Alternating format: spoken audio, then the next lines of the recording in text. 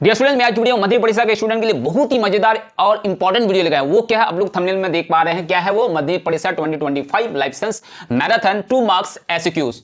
Okay, तो दो तरह के एसक्यूज होते हैं। एक है वी एसक्यूज जो 1 मार्क्स कैरी करते हैं, यहां पर है 2 मार्क्स जो वी एसक्यूज है, जो क्या है 2 मार्क्स के लिए आता है, जो यहां पर 24 मार्क्स मिलेगा। कितने मार्क्स मिलेंगे आपको? 24 मार्क्स मिलेंगे इस तरह के वी एसक्यूज में। तो उसमें एक मैं मैराथन लेकर आया जो बहुत ही मजेदार है और बहुत ही इंपॉर्टेंट है और आने वाले मध्यम परीक्षा के लिए बहुत ही ज्यादा टारगेटेड है। ओके, और जो भी मैं यहां पर एसक्यूज को बताने वाला हूं, वो इससे पहले मैंने बहुत सारे एसक्यूज पर वीडियो बनाया था, तो आप लोग अगर देखे होंगे तो अच्छी बात है, अगर नहीं देखे होंगे तो इस मैराथन से आप लोगों को देखने को फिर से एक बार मौका मिलेगा। तो और आप लोगों का आने वाले मध्य परीक्षा 2025 जो है उसके लिए अच्छी सी तैयारी भी हो जाएगी इस मैराथन से। ओके, सबसे पहले मैंने मैराथन बनाया था किससे? एलक्यूज, लाइफ साइंस के एलक्यूज पे मैराथन बनाया था। उसके बाद हमारी टीम ने जो है अलग अलग सब्जेक्ट पर बनाया। अगर आप लोग देखेंगे तो अच्छी बात है, आपकी तैयारी बहुत अच्छी चल रही है, तो कोई बात नहीं, आज मैं एक फिर मैराथन लेकर आया। तो वो क्या है? SKUs marathon, 2 marks SKUs marathon. Okay, इससे पहले मैं एमसीक्यूज और एलक्यूज पे मैराथन बना दिया, तो आप लोगों से रिक्वेस्ट है वो जरूर जाके देखें। इस मैराथन में हम लोग ये सीखने वाले हैं कि 2 मार्क्स एसक्यूज को किस तरह से कॉम्प्लेक्स वे में, किस तरह से डिफिकल्ट वे में जो है पूछा जाता है। 2 मार्क्स के लिए कितना क्वेश्चन को घुमाता है, कितना जो है क्वेश्चन को कॉम्प्लेक्स करता है, डीप लेवल पर पूछता है। तो ये जो है एसक्यूज वही कर पाएंगे जिसमें समझदारी है, बेसिक समझदारी है। सिर्फ बुक को जो है रॉट लर्निंग करके रट्टा मार के जो नहीं होगा, साथ ही साथ आप लोग को समझना भी बहुत जरूरी है। अगर नहीं समझ पाएंगे, अगर आप लोग समझ के नहीं पढ़े हैं, तो जो है ये क्वेश्चन का आंसर आप लोग नहीं कर पाएंगे। तो आप लोग को समझना बहुत जरूरी है। सिर्फ इंटेलिजेंट होने से नहीं होगा, सिर्फ ज्यादा से ज्यादा नॉलेज होने से नहीं होगा, साथ ही साथ क्या होना चाहिए हमको, क्या होना चाहिए, और जो है हमारे पास क्या होनी चाहिए, एक समझदारी, क्रिटिकल थिंकिंग, या फिर कह सकते हैं क्रिएटिवली हम लोग को सोचना पड़ेगा, तभी हम लोग क्वेश्चन को जो है आंसर कर पाएंगे, पूरा का आंसर दे पाएंगे। ओके, तो आप लोगों से रिक्वेस्ट है कि ये एंड तक आप लोग बने रहिए। आप लोग एंड तक बने रहने के लिए बहुत ही ज्यादा आपको क्या चाहिए? फोकस चाहिए, कॉन्सेंट्रेशन पावर चाहिए, जो आप लोगों के पास कमी है। क्यों कमी है? क्योंकि आज जो हम लोग रील्स वगैरह देखते हैं, जिसकी वजह से हम लोग का जो स्पैन ऑफ कंसंट्रेशन है वो क्या हो गया? कम हो गया, क्योंकि रील्स छोटी छोटी होती है। और ये वीडियो तो है पता नहीं कितने जो है रील्स यहाँ पर अगर बनाया जाए इस टाइम पे जो है बहुत सारा बन जाएगा। तो इसलिए से आप लोगों से रिक्वेस्ट है कि आप लोग एकदम स्थिर के साथ, ठहराव के साथ, पेशेंस के साथ इस वीडियो को देखें, ताकि आप लोगों को आइडिया हो जाएगा किस तरह से वीएसक्यूज पूछा जाता है 2 मार्क्स के। क्योंकि क्वेश्चन जो है 2 मार्क्स के सिंपल नहीं होते, उसको थोड़ा कॉम्प्लेक्स वे में जो है पूछा जाता है। आप लोग जरूर देखें इस मैराथन को शुरू से लेकर एंड तक। अगर आप लोगों को सब्र है तो आप लोग देख सकते हैं, अगर नहीं सब्र है तो आप लोग इस वीडियो को पूरे नहीं देख पाएंगे, क्योंकि ये वीडियो जो है 1 घंटे से ज्यादा होने वाला है। तो अगर मिनिमम हम देखते हैं एनालिटिक्स में कि इसका जो ड्यूरेशन है, वॉइस टाइम ड्यूरेशन है, बहुत ही कम होता है, लेकिन व्यूज ज्यादा है, लेकिन देखते कम है। मतलब वीडियो में जो है कोई टिकते नहीं है, 2-4 मिनट के बाद जो है बंद कर देते हैं। इन्हीं में से कोई बच्चे ऐसे होते हैं जो पूरा देखते हैं। ओके, पूरा देखते हैं, शुरू से लेकर एंड तक देखते हैं, इसका मतलब उसमें सब्र है। तो आप लोग अगर नहीं देख पा रहे हैं तो उसको आप लोग ठीक कीजिए, क्योंकि लॉन्ग फॉर्म कंटेंट देखिए, तभी आप लोग का जो है स्पैन ऑफ जो कंसंट्रेशन है वो आप लोगों का बढ़ेगा। ओके, तो चलिए वीडियो को शुरू करते हैं। तो आप लोगों से रिक्वेस्ट है कि एमसीक्यूज मैराथन, एलक्यूज मैराथन वो आप लोग जरूर देखें। ओके, तभी आप लोग अच्छी तरह से समझ पाएंगे, क्योंकि एलक्यूज को ही यहाँ पर शॉर्ट में वीएसक्यूज या फिर एसक्यूज में पूछा जाता है। ओके, आई होप इस मैराथन में आप लोगों को बहुत ही मजा आएगा। तो देखते हैं मजा आएगा कि नहीं। कमेंट में आप लोग एंड तक बने रहने के बाद जो है कमेंट में जरूर बताइए कि आपको मैराथन कैसा लगा, अच्छा लगा, बोरिंग लगा, बहुत ही मजेदार था, बहुत ही इंटरेस्टिंग था, बहुत ही एकदम डिफिकल्ट लेवल पे, यहाँ पर बहुत ही ज़्यादा एग्जाम में आने वाले क्वेश्चंस थे। तो आप लोग कमेंट में जरूर बताइएगा। तो आप लोगों से रिक्वेस्ट है कि शुरू से लेकर एंड तक जरूर देखें। तो चलिए वीडियो को शुरू करते हैं। ये जो एसक्यू है, एसक्यू जो है वो 2 मार्क्स एसक्यूज है। तो आप लोग देख पा रहे हैं इसमें जो है 2 × 12 = 24। तो इस ग्रुप में 24 मार्क्स मिलेंगे आप लोगों को। तो आंसर कितने का करना है? 12 क्वेश्चंस का आंसर करना है, आप लोगों को मिलेगा 24 मार्क्स। ओके, अब यहां पर और एक चीज है, देखिए क्वेश्चन में इंडिकेट किया गया है, answer any 12 questions each in 2-3 sentences out of 17 questions given below. तो क्या कह रहा है कि इसका जो आप लोगों को आंसर करना है, कैसे करना है? आंसर करना है 2-3 सेंटेंसेस में, मिनिमम 2 मैक्सिमम 3 सेंटेंसेस में आंसर करना है। तो टोटल क्वेश्चन कितना रहेगा? 17 क्वेश्चंस रहेंगे और आप लोगों को आंसर करना है कितने का? 12। कितना?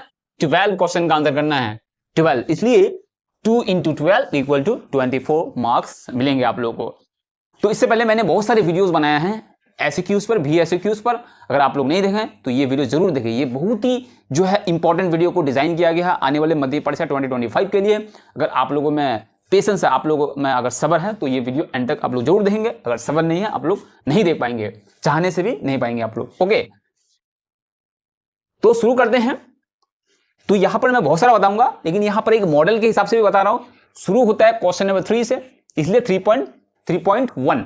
तो क्या कह रहा है, आप लोग पूरे क्लियरली समझ गए किस तरह से आंसर लिखना पड़ेगा। 2-3 सेंटेंसेस में आंसर लिखना पड़ेगा, ज्यादा नहीं लिखना है। ऐसा नहीं कि इजी मिल गया तो आप लोग जो है उसके लिए आधा पेज जो है आप लोग लिख लेंगे, ऐसा नहीं करना है। तो वहां पर आप लोगों को नंबर के हिसाब से आप लोगों को लिखना है। कितना लिखना है ऑलरेडी मेंशन कर दिया है। क्या कर दिया है, 2-3 सेंटेंसेस में आंसर आप लोगों को करना है। तो चलिए क्वेश्चन नंबर 1 से स्टार्ट करते हैं। What influences gibberellin hormone exert on the seeds and internode of plants? Explain। क्या कह रहा है कि जिबलिन जो है ये क्या करता है, सीड्स को जो है जर्मिनेट करता है। एंड इंटरनोड का मतलब होता है जैसे कि एक यहाँ पर फूल है, तो यहाँ पर जैसे इसके बीच जो है एक गार्ड यहाँ पे है, एक गार्ड यहाँ पे है, नोड है। तो नोड, दो नोड के बीच को बोलेंगे क्या है, इसको क्या बोलेंगे, इंटरनोड बोलेंगे। क्या बोलेंगे, इंटरनोड। क्लियर, इसको क्या बोलेंगे, इंटरनोड। तो इंटरनोड, अगर ये इंटरनोड, ये एरिया अगर बढ़ जाए, अगर ग्रोथ हो जाए यहां पर, तो क्या होगा, प्लांट्स क्या होंगे, उसकी हाइट जो है बढ़ जाएगी। तो ये कौन सा हार्मोन कर रहे हैं, जिबेलिन, जिसको GA भी बोलते हैं, मतलब जिबेलिक एसिड। ओके, तो इसका 2 लिखना है। किस पर लिखना है, एक सीड पर लिखना है और दूसरा लिखना है इंटरनोड पे। ओके, अब आगे बढ़ते हैं question number 2। Explain the causes of myopia and hypermetropia. यहां पर होगा हाइपरमेट्रोपिया। तो मायोपिया में क्या होता है, मायोपिया मतलब करीब तो दिखता है लेकिन दूर नहीं दिखता है, और हाइपरमेट्रोपिया जस्ट ऑपोजिट है इसके। क्या, इसमें दूर दिखता है लेकिन करीब नहीं दिखता है।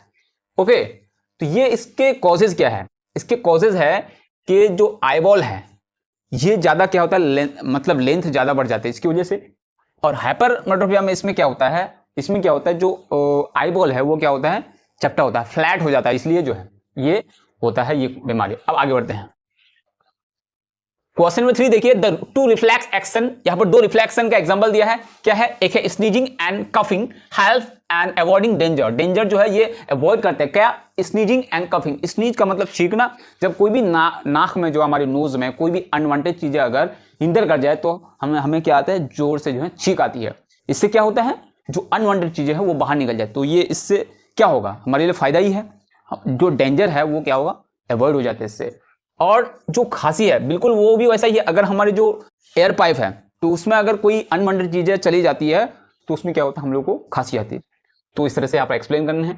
अब देखिए यहाँ पर एक्सप्लेनेटरी क्वेश्चन है। A person can see distant objects distinctly but is unable to visualise near object. बोलता है दूर दिख पाता है लेकिन करीब नहीं दिख पाता है। इन अ परफेक्ट वे, अच्छी तरह से। Predict what would be the probable cause and suggest the corrective measures for such problem. तो ये क्या है, ये हो गया हाइपरमेट्रोपिया। क्या हो गया, हाइपरमेट्रोपिया। क्या होगा, hypermetropia. Mention any 2 phenomena during G2 phase of interphase. G2 phase के इंटरफेज के जो है यहाँ पर 2 फेनोमेना बताना है। मतलब इंटरफेज का जो G2 फेज है इसमें क्या 2, मतलब समझ लो 2 चेंजेस बताना है। क्वेश्चन नंबर 6 देखिए, distinguish between asexual and sexual reproduction on the basis of following features. Features के अकॉर्डिंग आप लोगों को सेक्सुअल एंड एसेक्सुअल में डिफरेंस लेना है। क्या फीचर है, पेरेंट्स। किसमें पेरेंट्स की जरूरत पड़ती है, सेक्सुअल में। नेचर ऑफ ऑफस्प्रिंग, तो एसेक्सुअल में क्या होता है, और जो ऑफस्प्रिंग पैदा होगा, जो नेक्स्ट जनरेशन पैदा होगा वो हूबहू होगा, एज इट इज होगा पेरेंट के, इसलिए यहां पर बोला है। लेकिन सेक्सुअल में ऐसा नहीं होगा। Prepare a list of changes which occur during the adolescent phase of human development. Okay, तो यहां पर कह रहा है कि लिस्ट बनानी है। किसके लिए बनानी है, कि एडोलेसेंट जो फेज है ह्यूमन डेवलपमेंट के, उसमें क्या क्या चेंजेस आते हैं उसको एक लिस्ट तैयार करनी है। ओके, क्या क्या चेंजेस आ रहा है उसमें, बॉडीली, मेंटली, फिजिकली, ये सब। नेक्स्ट क्वेश्चन है, what is the importance of genetic counselling in the arranging marriage. Arranging marriage करने के वक्त जो है जेनेटिक काउंसलिंग का क्या रोल है। तो ये तो लॉन्ग क्वेश्चन में भी आ सकते हैं, यहाँ पर छोटे क्वेश्चन है 2 मार्क्स के। तो इसमें क्या है, आने जो भी जेनेटिक डिजीज है या सेक्सुअल डिजीज है उससे हम बच सकते हैं, एक में बता दिया। नेक्स्ट क्वेश्चन देखिए, solve with the help of a cross who is more important among parents in determination the sex of their offspring. ये क्या है कि यहां पर जो है सेक्स डिटर्मिनेशन बताना है कि who is more important among parents, father या मदर, कौन ज्यादा इंपॉर्टेंट है सेक्स डिटर्मिनेशन करने में। तो ये आप लोगों को पता है, क्या पता है कि सेक्स डिटर्मिनेशन करने में जो फादर का होता है वो रोल, उसका रोल ज्यादा होता है। मेल या फीमेल होगा वो किस पर डिपेंड करता है, वो डिपेंड करता है मेल पे, मतलब फादर पे। वो कैसे, आप लोग देख लीजिए यहाँ पे एक्स एक्स, ये क्या हो गया फीमेल, और एक है एक्स वाई, ये हो गया मेल। अब देखिए ये दोनों एक्स तो बराबर है लेकिन ये डिफरेंट है मेल में। तो यहां से जब इसमें जब जायगोट बनेगा इन दोनों में तो क्या होगा, यहां पर एक्स आएगा, तो ये एक्स आए या ये एक्स, दोनों तो बराबर है, लेकिन यहां से क्या आएगा वो डिसाइड करता है कि वो क्या बनेगा, मेल बनेगा या फीमेल बनेगा, डॉटर बनेंगे या फिर सन बनेंगे, बेटा तैयार होंगे या फिर बेटी।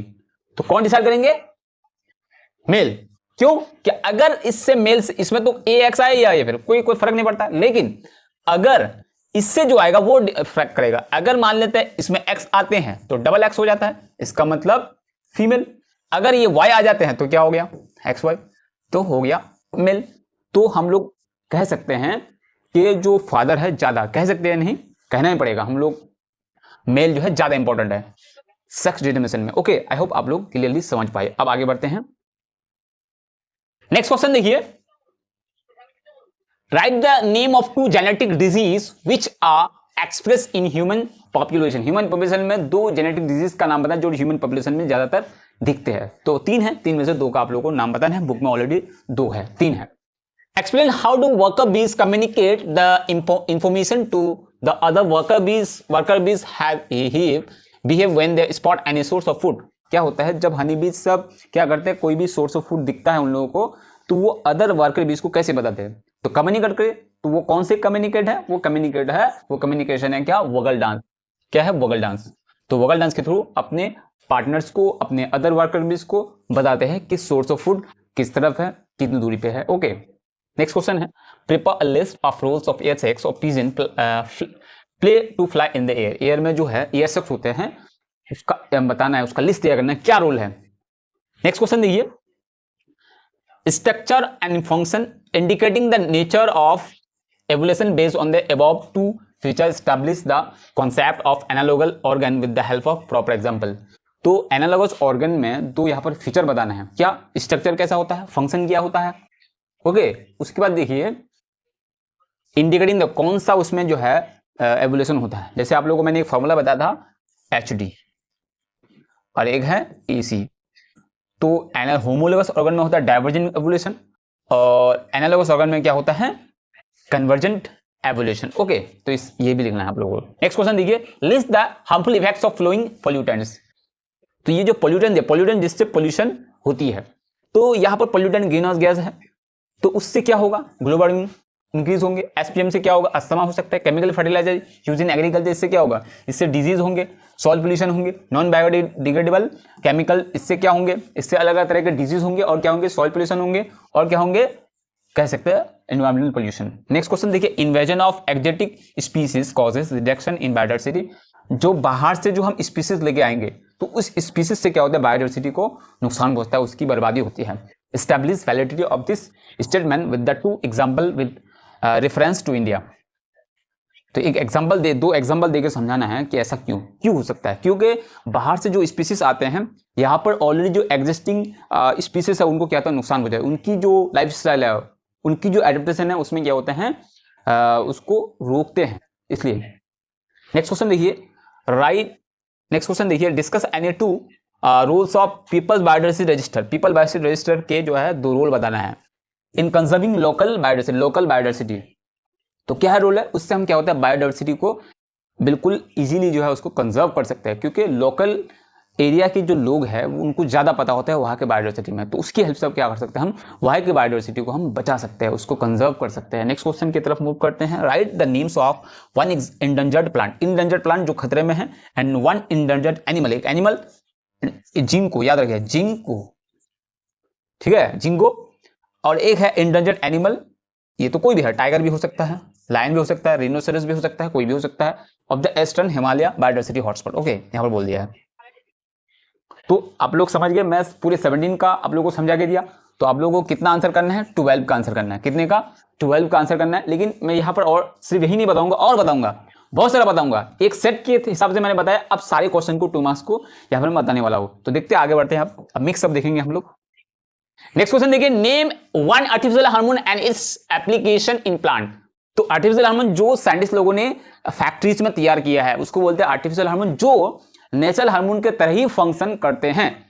तो यहाँ पर एक का नाम बताना, बहुत सारे हैं बुक में। जैसे यहाँ पर मैं एक बता देता हूँ, जो आप लोग अगर एग्रीकल्चर से जुड़े हुए हैं तो आप लोग कह पाएंगे, क्या नाम है उसका, 2,4-D। 2,4-D, 2,4-D क्या है, एक वीडीसाइड है। वीडीसाइड का मतलब क्या होता है, वीडीसाइड, वीड मतलब घास, घास मारने वाली दवा के तौर पर यूज किया जाता है, स्प्रे करते हैं हम लोग, तो आप लोग पता है। तो एक का नाम हो गया ये, और उसका फंक्शन क्या हो गया, वीडीसाइड, वीड्स को मारने के लिए, घास को मारने वाले, खेतों में जो उग जाते हैं, जो नुकसान करते हैं, जो हम लोग प्लांट्स में मैन्योर डालते हैं, जो केमिकल फर्टिलाइजर डालते हैं, तो वो एब्जॉर्ब कर लेते हैं, इसलिए उसको मारना बहुत जरूरी होता है। तो ये एक आर्टिफिशियल है हार्मोन है, कौन, 2,4-D। और भी है, how does the gibberellin hormone cause the plant grow in height and dormancy of seeds. देखिए यहाँ पर उसी तरह का, देखिए यहाँ पर जिबलिन क्या कह रहा है कि प्लांट ग्रो होता है इससे, और उससे हाइट भी बढ़ती है। अब सीड ऑफ डोमेंसी ये करते हैं। तो एग्जांपल लिखना है यहाँ पर, 1-2 पॉइंट लिखना है। List the parts of central nervous system and peripheral nervous system. यहाँ पर क्या कह रहा है कि नर्वस सिस्टम के पार्ट, देखिए यहाँ पर list the parts of nervous system. Nervous system के क्या क्या पार्ट है, सेंट्रल नर्वस सिस्टम के 2 मेन पार्ट है, क्या है, एक है ब्रेन और एक है क्या, स्पाइनल कॉर्ड। आप लोगों को पता है 2 बहुत ही मेन पार्ट है। ये भी सवाल आ सकता है, सेंट्रल नर्वस सिस्टम के कितने पार्ट्स होते हैं, 2 पार्ट होते हैं, क्या क्या, brain and spinal cord. Brain जो यहाँ पे है, स्पाइनल कॉर्ड जो ये पूरे रीढ़ की हड्डी के पीछे यहाँ तक जो है हमारे कमर तक है, इसको बोलते हैं स्पाइनल कॉर्ड। तो यहाँ पर बोला है प्रीफ्रल नर्वस सिस्टम के भी पार्ट्स बोला है, आप लोग बुक में अच्छी तरह से देखे होंगे। ओके, बिल्कुल ये सवाल है। नेक्स्ट क्वेश्चन देखिए, write two differences between tropic and nastic movement. ये आता है चैप्टर 1 से आता है। तो नेस्टिक एंड ट्रॉपिक मूवमेंट। तो नेस्टिक जो है, स्टिमुलस की जो इंटेंसिटी है, कितनी ज्यादा इंटेंसिटी है, कितनी ज्यादा स्टिमुलस का जो है स्पीड है, या फिर कह सकते हैं उसका जो मतलब कितना स्टिमुलस इंटेंसिटी किस हिसाब से है। तो ट्रॉपिक में ये बात नहीं है, ये डायरेक्शन पर डिपेंड करता है, ये स्टिमुलस के डायरेक्शन पर डिपेंड नहीं करता है, बता दिया मैंने। State any 2 differences between tropic and nastic. देखिए ये डबल, कई बार ये क्वेश्चन आता है चैप्टर 1 से जो है, क्या है, tropic and nastic movement. Write down any 2 roles of synthetic plant hormone. देखिए सिंथेटिक मतलब अभी जो हम लोगों ने डिस्कस किया टॉप पे, artificial hormone and its application, वही है यहाँ पर ऑर्डिनेट करके दिया। इसलिए मैंने अलग अलग एमसीक्यूज को यहाँ पर आप लोगों को बता रहा हूँ, ताकि इससे आइडिया हो जाएगा कि एक ही क्वेश्चन को अलग अलग टाइप से पूछा जाता है। तो आप लोग समझने की कोशिश कीजिए। अभी तक बहुत सारे बच्चे जो यहाँ तक जो है देखते हुए नहीं आए होंगे, जिसमें सब्र है वही देखते हुए यहाँ पर पहुंचेंगे, और उन लोगों को समझने, और वो समझने की क्वेश्चन सबको समझने की कोशिश करेंगे। तो आई होप उन लोगों का रिजल्ट भी बहुत ही अच्छा होगा। चलिए आगे बढ़ते हैं। Distinguish between the function of hormone and nervous system based on the flowing parameter. तो कह रहा है, बहुत ही इंपॉर्टेंट सवाल है ये, जो है लॉन्ग क्वेश्चन में भी पूछा जा सकता है, LAQs में भी पूछा जा सकता है आप लोगों को 5 मार्क्स के लिए, 3 मार्क्स के लिए। क्योंकि 5 मार्क्स से जो क्वेश्चन होता है वो क्या हो, कैसे होता है, 2+3 होता है, या फिर 3+2 होता है। ओके, तो इस तरह से समझना है।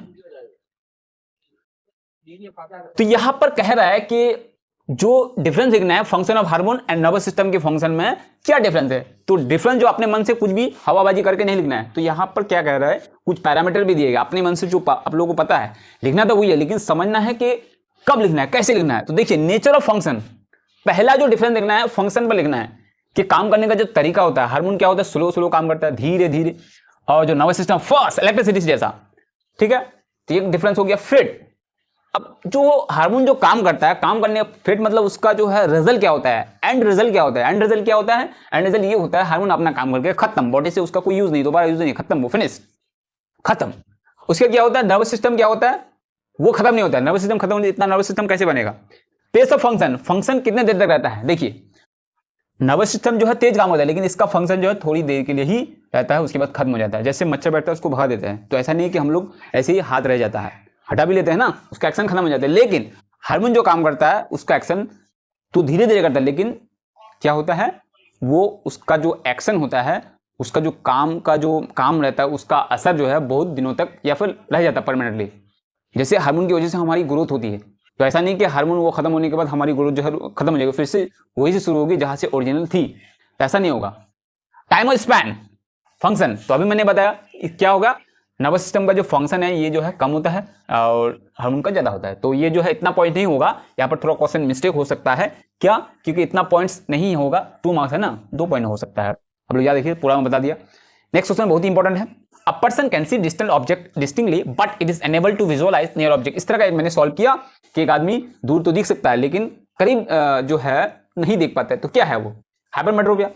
तो predict what would be the probable cause and suggest the corrective measure for such problem. तो क्या है इसमें, क्या होते हैं इसके कॉज, क्या इसके कॉज है कि आईबॉल जो होता है, आईबॉल तो क्या होता है, फ्लैट हो जाता है, फ्लैट चपटा हो जाता है। तो इसको कैसे ठीक करेंगे, कौन सा लेंस वाला चश्मा पहनेंगे, यूज करना पड़ेगा, आप लोग कमेंट करके जरूर बताइए। नेक्स्ट क्वेश्चन देखिए, बहुत ही इंपॉर्टेंट क्वेश्चन है ये, क्वेश्चन जो है बहुत ही मजेदार है और बहुत ही इंपॉर्टेंट है, इस तरह का क्वेश्चन बुक में नहीं है, ये टेस्ट पेपर में आप लोगों को देखने को मिलेगा, क्वेश्चन बैंक्स में आप लोगों को देखने को मिलेगा। तो इसलिए मैं आप लोगों से रिक्वेस्ट करता हूं ये देखिए, पूरा देखिए, ताकि आप लोगों को आइडिया हो जाएगा। अगर इस तरह का ना आए, लेकिन मैं उम्मीद करता हूं इस तरह से ही आएगा, लेकिन इस तरह से अगर ना भी आए, कुछ ऑल्टरनेट करके आए, तो अगर आप लोग ये समझ लेंगे तो मैं उम्मीद करता हूं कि आप लोग उसको इजीली एग्जाम में कर पाएंगे, नहीं तो नहीं कर पाएंगे। तो देखते हैं कौन कौन यहां तक आए हैं, अगर आए हैं तो वो लोग रिलेट करेंगे मेरी बात से। तो देखिए यहाँ पर क्या कर रहा है, identify the stages of karyokinesis. यहाँ पर 4 जो है यहाँ पर मतलब चेंजेस दिए गए हैं जो 4 फेज में होता है, लेकिन यहाँ पर बताना है कौन सा फेज में ये हो रहा है। जैसे कि अब लिखना कैसे है, ये लाइन लिखने के बाद जो है इस तरह से एरो दे करके लिख लेना है कौन सा फेज है, ओके कौन सा फेज है, इस तरह से लिख लेना है।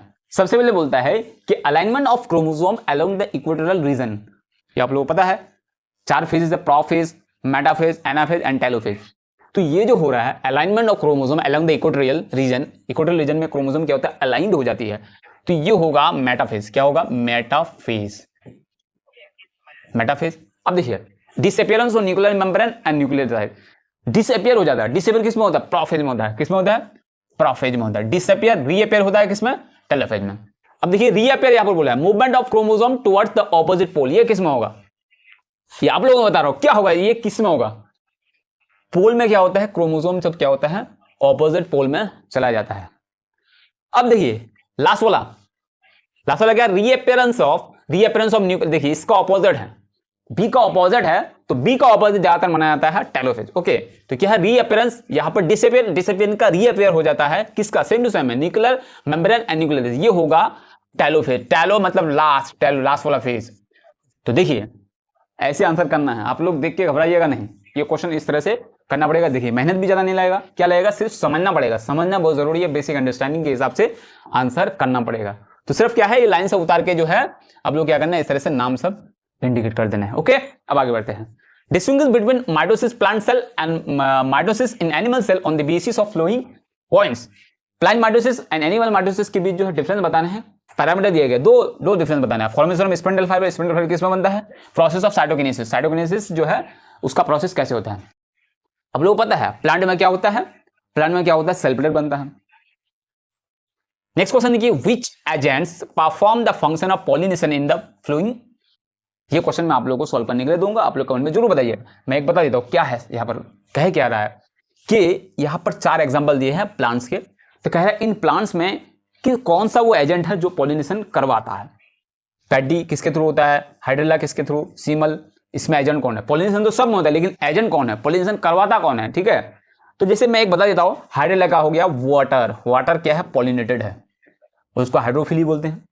तो आप लोग कौन का बताइए, पैडी जो है, पैडी में जो है कि कौन सा एजेंट है जिससे पॉलिनेशन होता है, सीमल में कौन सा होता है, मैंगो में कौन सा होता है, आप लोग कमेंट में बताइए, ओके। अब आगे बढ़ते हैं, नेक्स्ट क्वेश्चन देखिए, जज the probability of what percentage of children born to a colour blind father and a completely normal mother would be colour blind. क्या कह रहा है कि एक कलर ब्लाइंड फादर है जिसको कलर ब्लाइंड डिजीज है, और एक नॉर्मल है, उसकी मदर जो नॉर्मल है, उसके कितने बच्चों को जो है वो होंगे।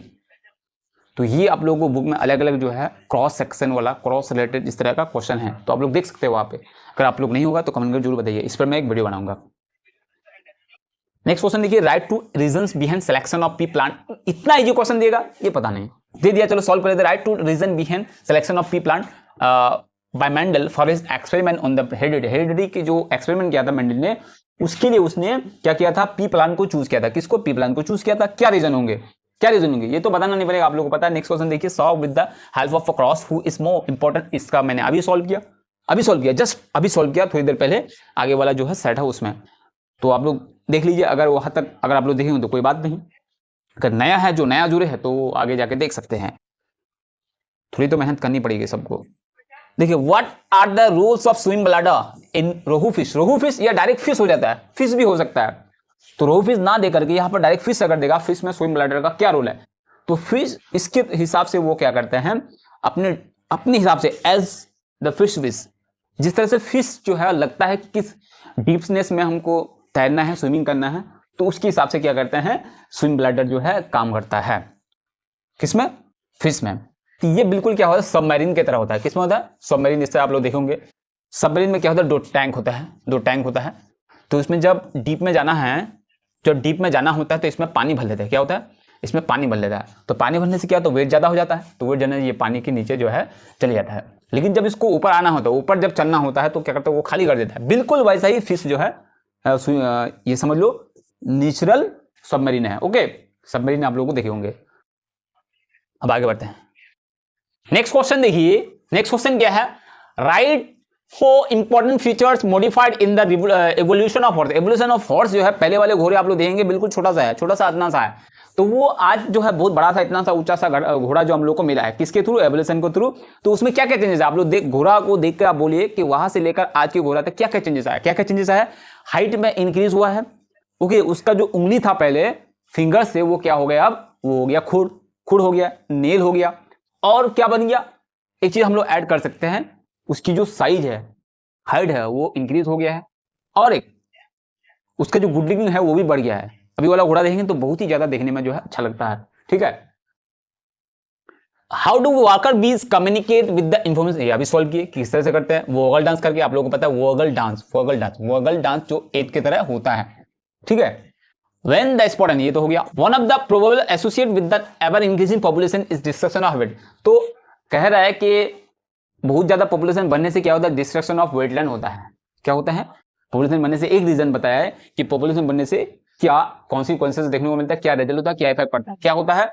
वो होता है डिस्ट्रक्शन ऑफ वेटलैंड। वेटलैंड उस एरिया को कहते हैं जहां पर बहुत ज्यादा पानी सालों भर उस जमीन पे पानी लगा हुआ रहे, जमा हुआ रहे, उसको वेटलैंड बोलते हैं। वेटलैंड की बर्बादी होती है पॉपुलेशन बनने से। Mention the 2 consequences of this, इसके 2 कॉन्सिक्वेंस बताना है। तो एक तो क्या होता है, वाटर साइकिल जो होता है, वाटर साइकिल में जो है उसमें खराबी आ जाती है, उसका बैलेंस बिगड़ जाता है। उसके बाद दूसरा, बहुत सारे बायोडाइवर्सिटी क्या होता है, बहुत सारे बायोडाइवर्सिटी नुकसान होता है इसमें, क्योंकि जिस जमीन पर सालों भर पानी लगे हुए रहेंगे उसमें क्या होगा, बहुत सारे माइक्रोब रहेंगे, बहुत सारे वाटर एनिमल्स रहेंगे। तो ये क्या होगा, वो जमीन अगर खत्म हो जाती है, वो जमीन अगर उसको यूज कर लिया जाता है, तो वो सारे जानवर क्या होगा, उनकी घर जो है खत्म हो जाएंगे। तो इसलिए यहाँ पर बोला गया है। नेक्स्ट क्वेश्चन देखकर, discuss any 2 roles of PBR in conserving local biodiversity. ये अभी मैंने बताया थोड़ी देर पहले कि पीबीआर का क्या रोल है। ये लॉन्ग क्वेश्चन भी आ सकता है, तो यहाँ पर 2 मार्क्स है, इधर 2 रोल बोला है। ठीक है। List the harmful effects of following pollutants. Effects बताने, जैसे एक मैंने अभी सॉल्व किया इस तरह का, ग्रीन हाउस गैस से क्या होता है, ग्लोबल वार्मिंग होता है, इसका इफेक्ट पड़ता है। एसपीएम से क्या होता है, डिजीज होता है, अस्थमा होता है, और भी कुछ लिख सकते हैं, अस्थमा होता है। उसके केमिकल फर्टिलाइजर से क्या होता है, सॉइल पोल्यूशन हो सकता है, ये भी हम लिख सकते हैं, सॉइल पोल्यूशन। क्या? सॉइल पोल्यूशन लिख सकते हैं। उसके बाद और क्या है, बस इन्हीं तो है। उसके बाद देखिए नेक्स्ट क्वेश्चन है, state the activities that are prohibited in sanctuary following the previous of wild life act. Wild life act के हिसाब से जो है सेंचुरी में क्या चीज मना है, सेंचुरी में क्या मना है, वहां पर जाना मना है, लोगों को लकड़ी काटना मना है। इस तरह के होंगे, आप लोग पढ़े होंगे। What is heterochromatin? हेट्रोक्रोमेटिन क्या है? क्रोमेटिन का एक टाइप है या क्रोमोसोम का एक कंडीशन है, जिसमें क्या होता है, जो एक टाइम ऐसा आता है, जो न्यूक्लियस होता है, न्यूक्लियस क्या करता है, वो ज्यादा कलर एब्सॉर्ब कर पाता है, या स्टैनिंग बोलता है इसको। स्टैनिंग प्रोसेस में क्या होता है, ज्यादा रंगीन दिखाई देता है, उसको बोलेंगे हेट्रोक्रोमेटिन। इस तरह से होता है, जो कम दिखाई देता है, क्या बोलेंगे उसको। नेक्स्ट क्वेश्चन है, write 2 features of amitotic cell division. Amitotic cell division के 2 फीचर्स, मतलब 2 कैरेक्टरिस्टिक्स बताना है।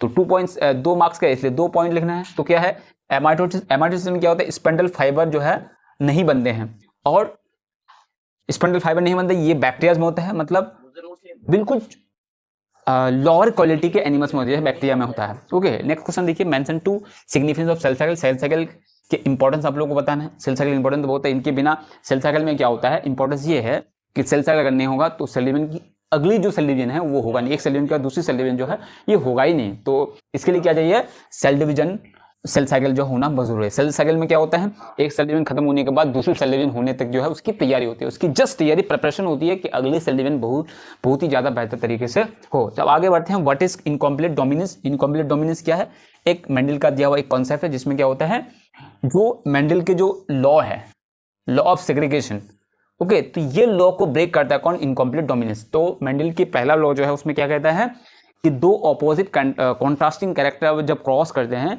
कोई कैरेक्टर क्या होता है, छुप जाता है, कोई जो है एक्सप्रेस हो जाता है। तो जिसको एक्सप्रेस हो जाता है उसको क्या बोलता है, डोमिनेंट। जो हाइड हो जाता है उसको क्या बोलेंगे, रिसेसिव। तो कोई एक छुपता है, कोई एक एक्सप्रेस हो जाता है। लेकिन यहाँ पर इनकम्प्लीट डोमिनेंट में क्या होता है, मतलब कोई भी छुपता नहीं है, कोई भी दिखता नहीं है, दोनों मिल करके एक नए जो है कैरेक्टर्स, ट्रेड्स पैदा होते हैं जिसको बोलते हैं इनकम्प्लीट डोमिनेंस। ये किसमें होता है, मिराबिलिस जलापाब प्लांट्स में होता है जिसको बोलते हैं फोरोकोलो प्लांट।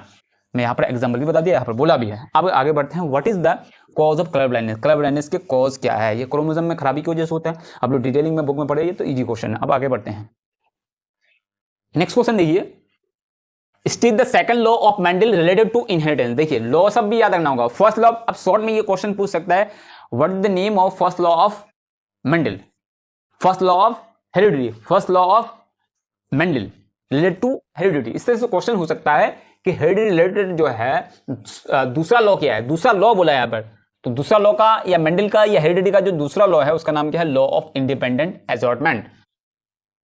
ओके, या फिर ऐसे भी हो सकता है define independent, define the second law of Mendel. Okay, इस तरह से आ सकता है।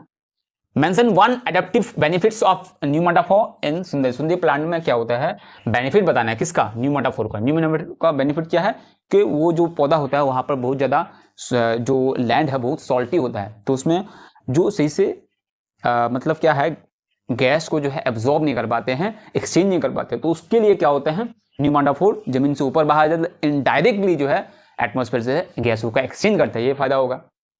What is vestigial organ. Vestigial organ तो आप लोगों को पता है जो बेकार है बड़े बड़े जानदारों के लिए, लेकिन छोटे जानदारों के लिए, छोटे ऑर्गेनिजम्स के लिए बहुत ही फायदा है, उसको बोल देंगे गिवन एग्जांपल। तो यहाँ पर कोई भी एग्जांपल तो इंसान में दे सकते हो, इंसान में दे सकते हो appendix, vermiform appendix. What are the two adaptive significance of air sacs of pigeon. Pigeon में जो हवाई थैली होता है उसकी क्या इंपॉर्टेंस है, दो लेना है। तो इससे क्या होता है, जो बर्ड होता है वो थकते नहीं है, और इसकी वजह से बॉडी जो है हल्का रहता है। क्या रहता है, हल्का रहता है, किसका, बर्ड का। What are the SPM. SPM क्या है, जो हवा में उड़ते हैं, जो बिल्कुल बारीक जो है पार्टिकल्स होते हैं, डस्ट पार्टिकल होते हैं, उनको बोलते हैं एसपीएम। तो एसपीएम से क्या होता है, बहुत ही खतरनाक है ये। Nitrogen cycle is affected due to human activity. Human activity से नाइट्रोजन साइकिल जो है ब्रेक होता है, उसके बैलेंस बिगड़ जाते हैं। तो state two phenomena to justify, इस लाइन को प्रूव करने के लिए दो स्टेटमेंट बताना है। एक तो हो गया ग्लोबल वार्मिंग, हो गया केमिकल फर्टिलाइजर का बहुत ज्यादा यूज हो गया, ये सब हो सकता है। What is eutrophication. यूट्रिफिकेशन आप लोगों को पता है कि वाटर में जब बहुत सारे केमिकल्स इंसेक्टिसाइड, अगर उसमें बहुत ज्यादा, बहुत huge amount of chemicals, fertiliser, insecticide, weedicide, गंदगी अगर उसमें शामिल हो जाए तो क्या होगा, उसमें एक तरह के जो अलगी प्लांट पूरे तालाब को भर देता है, जिसको बोलते हैं यूट्रिफिकेशन। क्या बोलते हैं, यूट्रिफिकेशन। इस तरह से मतलब तालाब में जो है गंदगी होने की वजह से पूरा तालाब को ढक लेता है ग्रीन कलर करके। तो ढक लेने की वजह से जो ऑलरेडी बहुत सारे उसमें प्लांट है, तो वो क्या होता है, वो सनलाइट उसको मिलती नहीं है और ऑक्सीजन भी नहीं मिलती है, और ऐसे ग्रो नहीं कर पाता, वो मर जाता है। अब फिश को जो भी है ऑक्सीजन नहीं मिल पाती, क्योंकि पूरे ऑक्सीजन जो है ये अलगी जो प्लांट है वो ले लेता है, एब्जॉर्ब कर लेता है। What do you mean bye cryopreservation. Cryopreservation क्या है, बायोडाइवर्सिटी कंजर्व करने का दो तरीका है, एक इन सितु और एक है एक्स सितु। तो एक्स सितु का एक तरीका है जो साइंटिफिक तरीका है, साइंटिफिक मेथड है, बहुत ही एडवांस मेथड है, जो पॉसिबल नहीं है हर जगह, लेकिन ये लोग नहीं कर सकते, ये साइंटिफिक मेथड है। ओके, इससे क्या कर सकते हैं हम, कोई पौधा का सैंपल रखने के बाद जो है हम सालों बाद, हजारों सालों बाद भी उसका कॉपी हम तैयार कर सकते हैं। तो बहुत ही बेहतरीन तरीका है, लेकिन साइंटिफिक है और खर्चीला भी है, एक्सपेंसिव भी है। अब आगे बढ़ते हैं। तो ये जो है क्वेश्चन है बहुत ही इंपॉर्टेंट क्वेश्चन है, अभी जो हम लोग डिस्कस किए और भी करने वाले हैं, और भी हम लोग करेंगे, आप लोग एंड तक बने रहिए। और यहाँ तक जो है बहुत सारे कम बच्चे जो है देखते हुए आएंगे। तो चलते हैं, आप आगे बढ़ते हैं और क्वेश्चन यहाँ सॉल्व किए, इसी तरह का और भी आप लोगों को मिलेगा। आप लोग देख पाए कि एक ही क्वेश्चन को ऑल्टरनेट करके कैसे पूछा जाता है, क्योंकि एक ही क्वेश्चन मैंने अलग अलग सेट लिया था, यहाँ पे सबको क्या कर दिया, मिक्सअप कर दिया था। तो आप लोग देख पाएंगे कि क्वेश्चन को ऑल्टरनेट किया है, थोड़ा चेंज करके पूछा है, तो हम लोग को समझना है। तो चलिए अब आगे बढ़ते हैं, फिर और देखेंगे इस तरह के क्वेश्चंस। देखिए सबसे पहले देखिए, distinguish between tropic and nastic movements on the basis of following parameters. तो पैरामीटर की जगह यहां पर फीचर भी हो सकता है। तो यहां पर क्या लिखना है, डिफरेंस लिखना है किसके बीच, tropic movement and nastic movement के बीच। कुछ बेसिस दिए गए, फीचर्स दिए गए, उस फीचर्स या फिर बेसिस के अकॉर्डिंग आप लोगों को डिफरेंस लिखना है। तो देखिए वो बेसिस क्या है, नेचर ऑफ स्टिमुलस, स्टिमुलस की नेचर कैसी है, मोड ऑफ एक्शन, एक्शन किस तरफ हो रहा है, रिस्पॉन्ड किस तरफ हो रहा है, इसके बेसिस पे आप लोगों को डिफरेंट लिखना है। दो डिफरेंस बताना है, 2 मार्क्स मिलेगा। नेक्स्ट क्वेश्चन देखिए, explain the role of synthetic plant hormone. Synthetic hormone मतलब आर्टिफिशियल हार्मोन। इसी क्वेश्चन को जो है लॉन्ग क्वेश्चन में भी पूछ सकता है। इन एग्रीकल्चर एंड हॉर्टिकल्चर, हॉर्टिकल्चर और एग्रीकल्चर में क्या रोल है सिंथेटिक हार्मोन का। जैसे कि बहुत सारे रोल है, जैसे कि जो बीज है, बीज से जल्दी जो अंकुर आने के लिए, नए पौधा आने के लिए बहुत ही जल्दी ये हार्मोन देते हैं, अलग अलग हार्मोन का यूज करते हैं। उसके बाद खेतों में जो वीड्स होते हैं, जो घास उग जाते हैं, उसको भी खत्म करने के लिए हम लोग क्या करते हैं, आर्टिफिशियल हार्मोन का या फिर सिंथेटिक हार्मोन का इस्तेमाल करते हैं, यूज करते हैं। और एक ही समझना है कि यहां पर जो आर्टिफिशियल हार्मोन है उसका यहां पर नाम दिया गया है क्या, सिंथेटिक।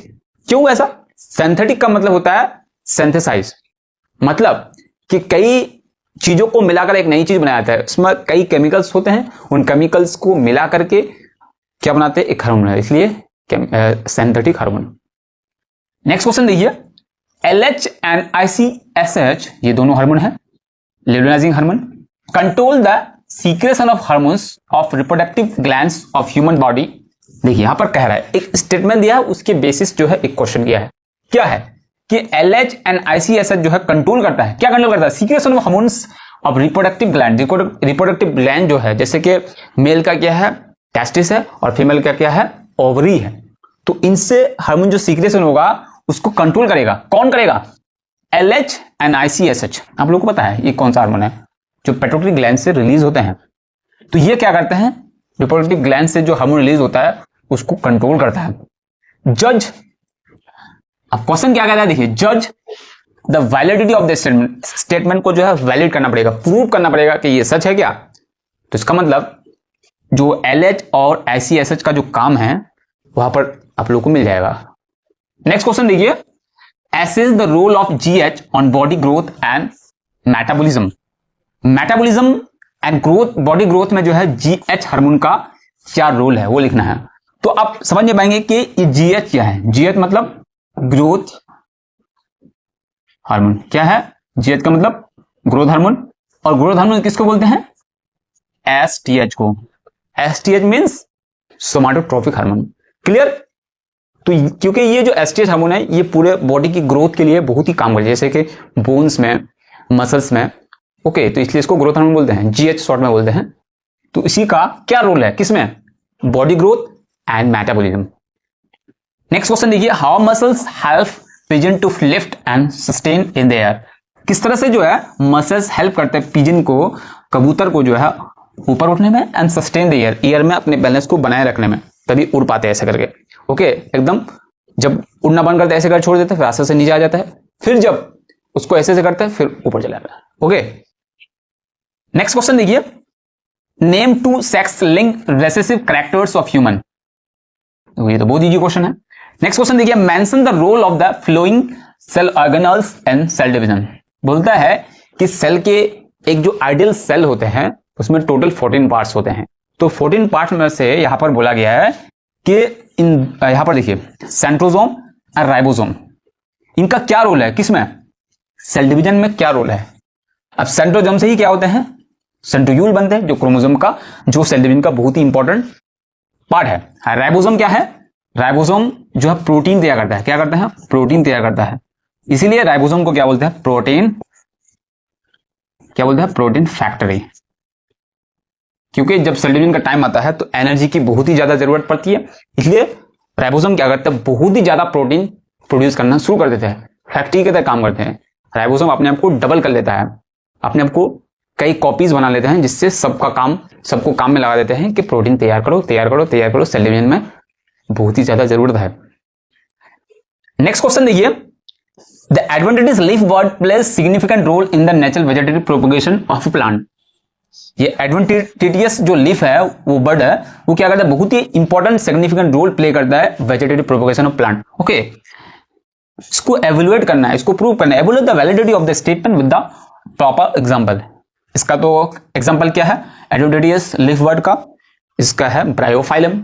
ओके, नेक्स्ट क्वेश्चन देखिए, prepare a list of importance event that take place during G1 stage. G1 stage कहां पे है, सेल साइकिल का एक स्टेज है।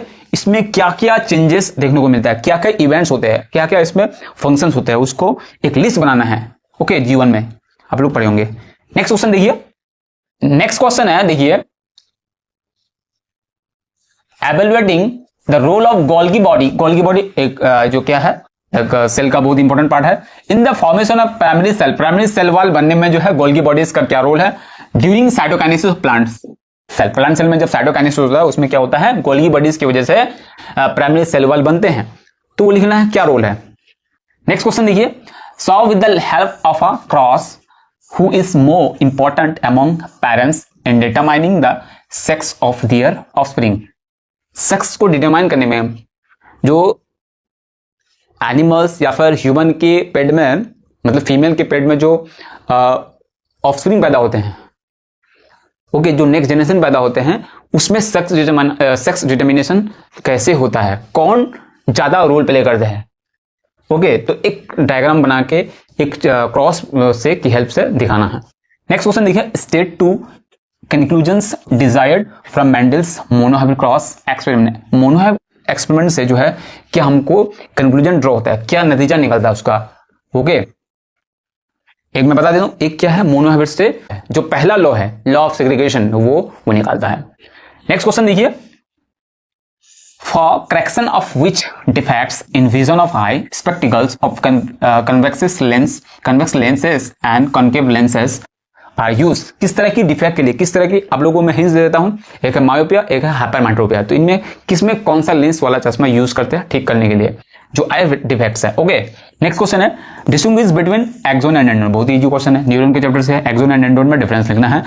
Explain alternation of generation citing an example of a non flowering plant. Non flowering plant में जो है alternation of generation होता है, उसको दिखाना है, एक्सप्रेस करना है। Which is known as the carrier of heredity. Heredity का कैरियर कौन है। Where is DNA located, DNA कहां पर होता है, तो ये सवाल बहुत ईजी है, डीएनए कहां पर होता है, लोकस में। ओके, नेक्स्ट क्वेश्चन है, explain why two thalassemia carriers should not get married. क्यों नहीं करना चाहिए, क्योंकि अगली जनरेशन में बीमारी हो जाते हैं उसके ऑफस्प्रिंग को, उसके बच्चों को, उसके बेटे को, उसके डॉटर्स को। नेक्स्ट क्वेश्चन देखिए, analyse the role of ICSH and LH in reproductive male and female. थोड़ी देर पहले बताया, सेम टू सेम है, लेकिन थोड़ा डिफरेंट वे में क्वेश्चन पूछा गया है कि ICSH and LH in reproductive male and female body. तो इससे हार्मोन रिलीज होता है रिप्रोडक्शन में, तो ICSH LH का क्या रोल है। नेक्स्ट क्वेश्चन है, make a list of a source of plant body part for secretion of oxygen and gibberellin body. Gibberellin, oxygen and gibberellin जो है उसका जो सीक्रेशन होता है प्लांट की बॉडी में, वो उसका लिस्ट बनाना है, किस पार्ट से। ओके, मतलब सोर्स क्या है। What is hypermetropia, how is it corrected. Hypermetropia क्या है, जो एक आई डिफेक्ट है, जिसमें क्या होता है, हमको दूर दिखता है लेकिन जो करीब है हमको दिखाई नहीं देता, धुंधला दिखता है। मायोपिया का जस्ट अपोजिट है। तो इसको कैसे ठीक कर सकते हैं। नेक्स्ट क्वेश्चन है, what do you mean by unconditional reflection unconditional, वो किसे कहते हैं। Evaluate the role of synthetic hormone in agriculture and horticulture. अभी मैंने थोड़ी देर पहले देखा इस तरह question. Why mitosis called equational cell division. Mitosis को इक्वेशनल सेल डिवीजन क्यों कहा जाता है।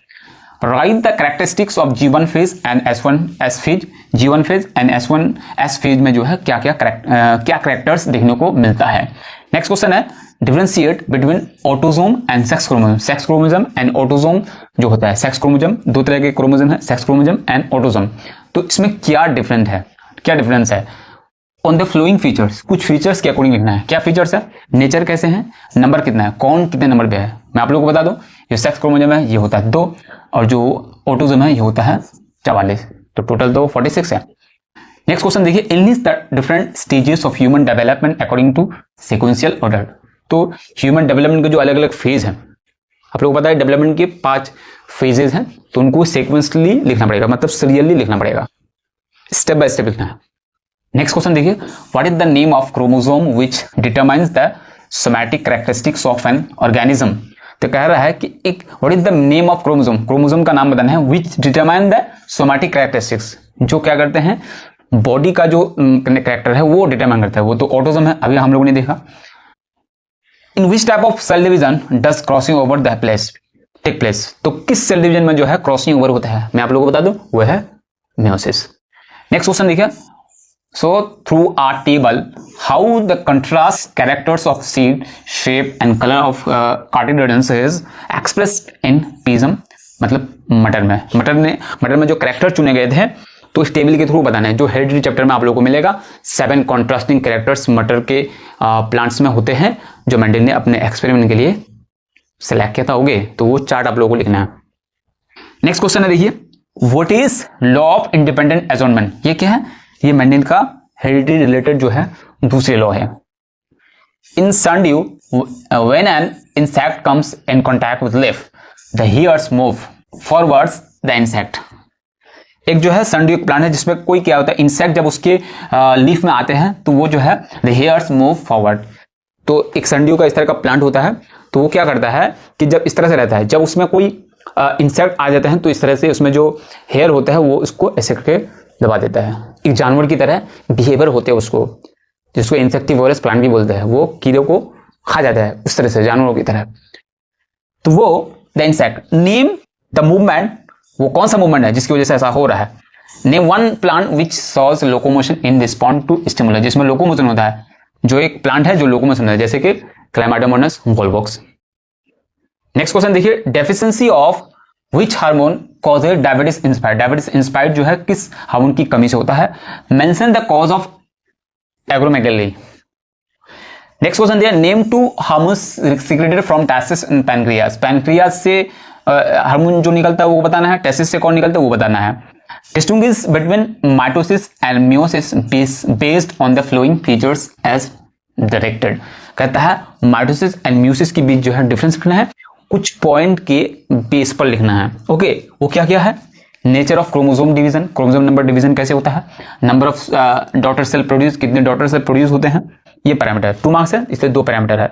What is the role of centrosome during cell division, cell division में देखिए इस तरह क्वेश्चन और भी हम लोगों ने देखा अलग अलग टाइप के, तो कह रहा है what is the role of centrosome during cell division, cell division में जो होता है वो सेंट्रोसोम का क्या रोल है, बहुत ही बड़ा रोल है, आप लोग बुक में पढ़े होंगे।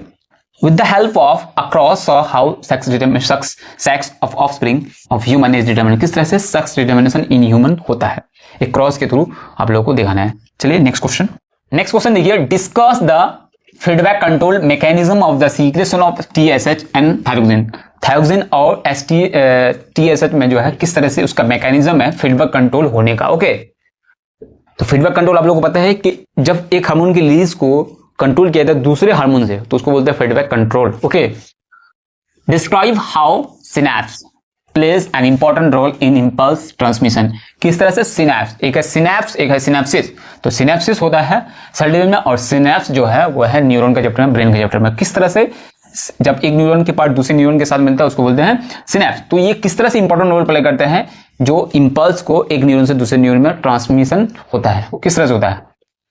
Mention 2 differences between hormone and nervous system, nervous system and hormone के काम करने में जो किस तरह से क्या डिफरेंट हो on the basis of function and fed. तो कह रहा है कि एक मैं बता दूं कि नर्वस सिस्टम जो बहुत ही फास्ट काम करता है और जो हार्मोन होता है वो स्लो काम करता है, ये है। दूसरा क्या है आप लोग कमेंट बताइए। नेक्स्ट क्वेश्चन है, with the help of a flow chart show the pathway of response after receiving a stimuli, एक पाथवे बनाना है, एक step by step word diagram बनाना है कि स्टिमुलस के बाद किस तरह से रिस्पॉन्स होता है। नेक्स्ट क्वेश्चन है, explain the role of fins and myotome muscles in locomotion of fish, fish के लोकोमोशन में फिन्स एंड मायोटम मसल्स क्या रोल प्ले करता है। नेक्स्ट क्वेश्चन है, what are chromatin, euchromatin and heterochromatin, इस सेल डिवीजन के chapter में है। नेक्स्ट क्वेश्चन है, name the plants where vegetative propagation take place by the help of flowing organs. Flowing organs में किस तरह से वेजिटेटिव प्रोपगेशन होता है, क्या मेथड है जिसके थ्रू वेजिटेटिव प्रोपगेशन होता है? अंडरग्राउंड स्टीम, शकर, लीफबर्ड, बुलबिल। ओके, नेक्स्ट क्वेश्चन है mention one merit each of cross pollination and self pollination. एक एक करके मेरिट बताना है, मतलब इसके फायदे बताने हैं। क्रॉस पोलिनेशन के एक फायदे और सेल्फ पोलिनेशन के एक फायदे। ओके, नेक्स्ट क्वेश्चन है mention the role of Y chromosome in the determinant of sex in man.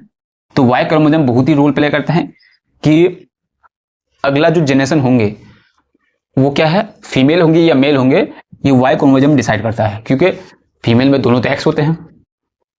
Next question है explain how growth is related to development. किस तरह से ग्रोथ जो है रिलेटेड है डेवलपमेंट। देखो यहां मैं बता दूं कि डेवलपमेंट के अंदर आता है ग्रोथ, ग्रोथ के अंदर डेवलपमेंट नहीं आता है, डेवलपमेंट के अंदर आता है growth. What do you mean bye pure and hybrid organism? Pure and hybrid organism क्या है? Haemophilia can be identified by certain character. कुछ कैरेक्टर के बाद जो है हम आइडेंटिफाई कर सकते हैं हेमोफिलिया को। मेंशन नेम उसको बताना है। नेक्स्ट क्वेश्चन है mention the site of production and function of kinin hormone. Kinin hormone मतलब साइटोकिनिन हार्मोन, कहां पर प्रोडक्शन होता है और काम क्या है, फंक्शन क्या है। नेक्स्ट क्वेश्चन देखिए different genotypes produce the same phenotype. एक स्टेटमेंट है, कहता है डिफरेंट टाइप ऑफ जेनोटाइप जो है प्रोड्यूस कर सकते हैं सेम फेनोटाइप। कैसे? Justify the statement in the form of table by taking an example of from the result of dihybrid cross of pea plant दिखाना है। नेक्स्ट क्वेश्चन देखिए give your opinion about probable suggestions which can be given to a pair of contenders before marriage in order to prevent the spread of a genetic disease from the society already known to you. बहुत important question है। यहां पर बता रहा है कि किस तरह से सजेशन दोगे कि जो न्यूली मैरिड कपल है, जो शादी करने वाले हैं, मैरिज करने वाले हैं, तो वो क्या है, उससे पहले उसको क्या जो जेनेटिक डिजीज है उससे बचने के लिए कैसे सलाह दोगे? तो आप लोगों को पता है वो जेनेटिक काउंसलिंग है। ओके, इससे हम बच सकते हैं। जो भी जेनेटिक डिजीज होने वाले हैं हम पहले ही उससे बच सकते हैं कि क्या प्रोबेबिलिटी है फ्यूचर में होने का। नेक्स्ट क्वेश्चन है a good number of tilapia fishes are released in a pond having only different indigenous fish species grown naturally. Think and write which type of struggle for existence. जब एक नए तरह के creature को एक नए जो ऑलरेडी वहां पर जो एग्जिस्टिंग क्रिएचर है उनके साथ मिला देते हैं तो प्रॉब्लम हो जाती है, वही लिखना है। ये बायोडाइवर्सिटी चैप्टर से है। tilapia fishes have to face in order to survive, तो फेस करना पड़ेगा प्रॉब्लम।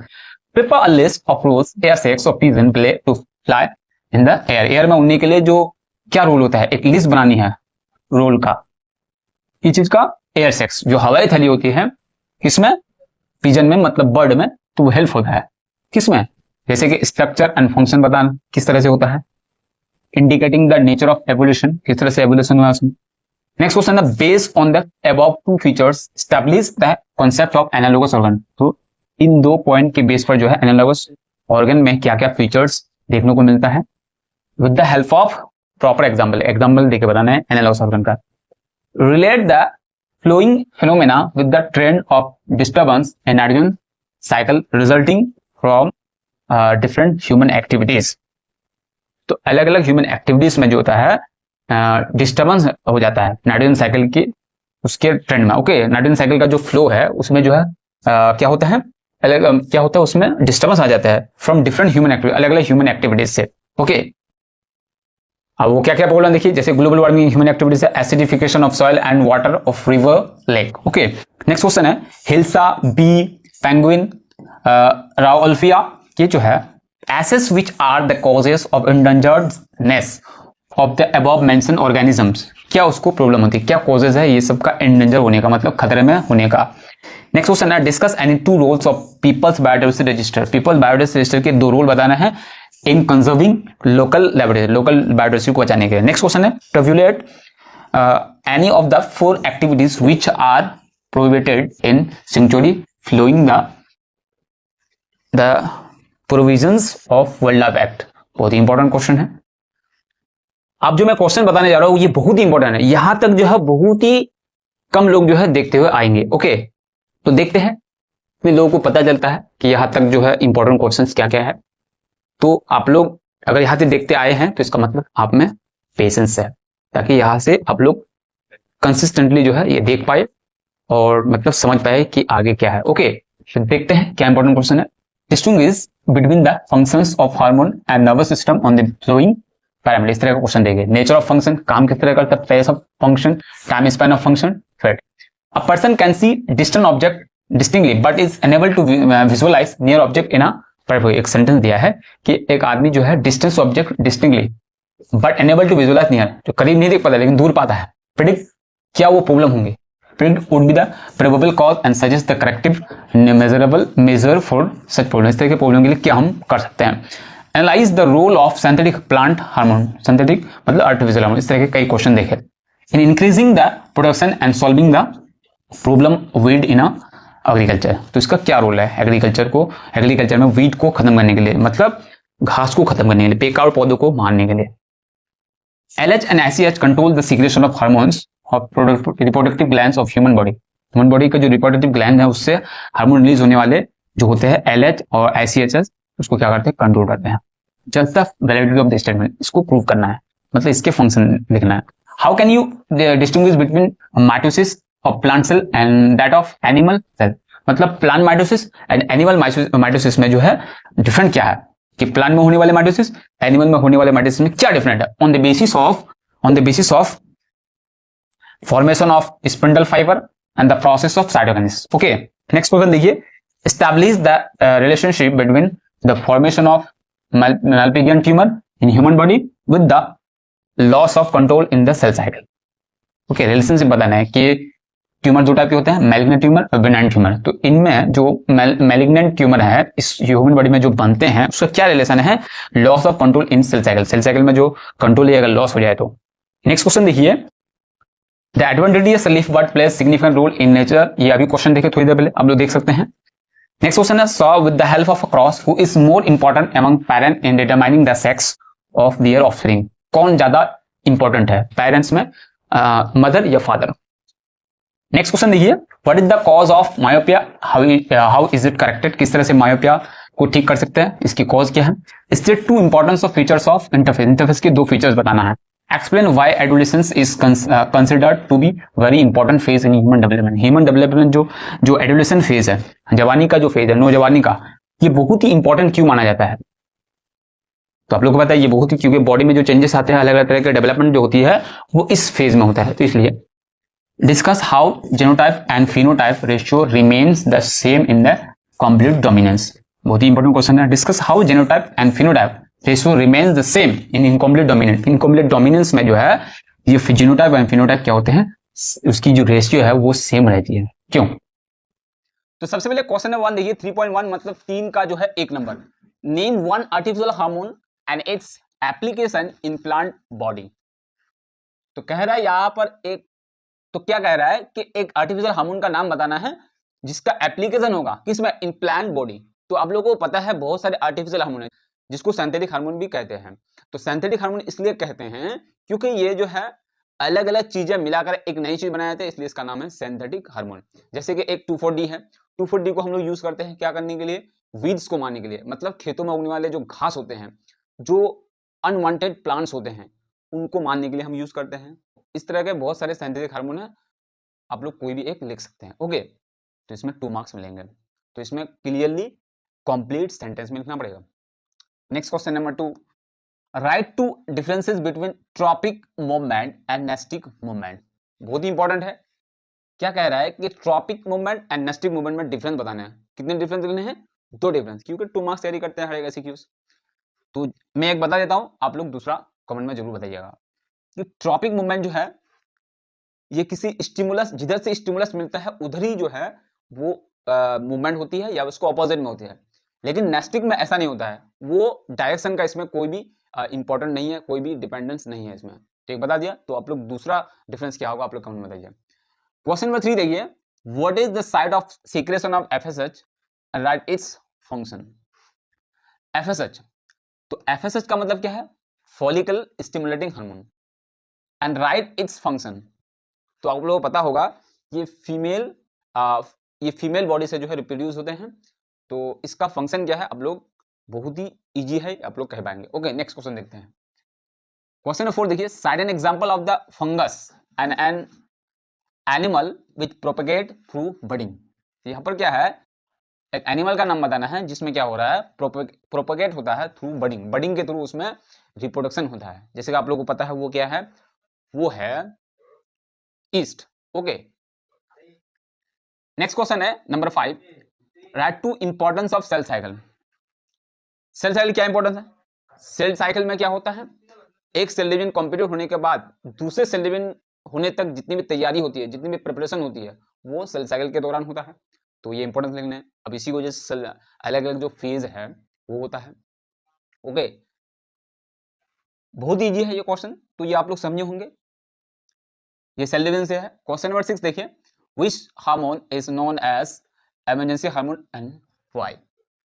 इमरजेंसी हार्मोन किसको कहते हैं, ये आप लोग पता है, किसको कहते हैं? एड्रेनलिन को क्या कहते हैं, क्या कहते हैं? एड्रेनलिन। एड्रेनलिन हार्मोन को क्या कहते हैं? इमरजेंसी हार्मोन कहते हैं। क्यों कहते हैं? क्योंकि ये हमारे जिस्म में इमरजेंसी सिचुएशन में रिलीज होकर उस सिचुएशन को क्या करते हैं, नॉर्मलाइज करते हैं। ओके, तो इसीलिए उसको इमरजेंसी हार्मोन कहते हैं। नेक्स्ट क्वेश्चन देखिए, write one structural and functional difference between axon and dendron. यह भी आप लोगों को पता है, एक्सोन एंड डेंड्रॉन में डिफरेंस, क्या डिफरेंस है एक्सोन एंड डेंड्रॉन में, क्या डिफरेंस लिखना है, ये आप लोगों को पता है, लेकिन लिखना कैसे है?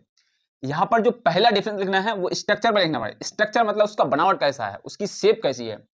उसके बाद फंक्शन, एक फंक्शन लिखनी है, एक बनावट लिखनी है। क्या लिखनी है? एक लिखनी है स्ट्रक्चर पर, मतलब उसकी बनावट पे, और दूसरा डिफरेंस लिखना है फंक्शन, मतलब काम लिखना है। आई होप आप लोगों को समझ में आ गया होगा, आप लोगों को पहले से पता है, मैं सिर्फ यहां पर गाइड करता हूं कि लिखना कैसे है। ओके, नेक्स्ट क्वेश्चन है number 8, name two vestigial organs of plant.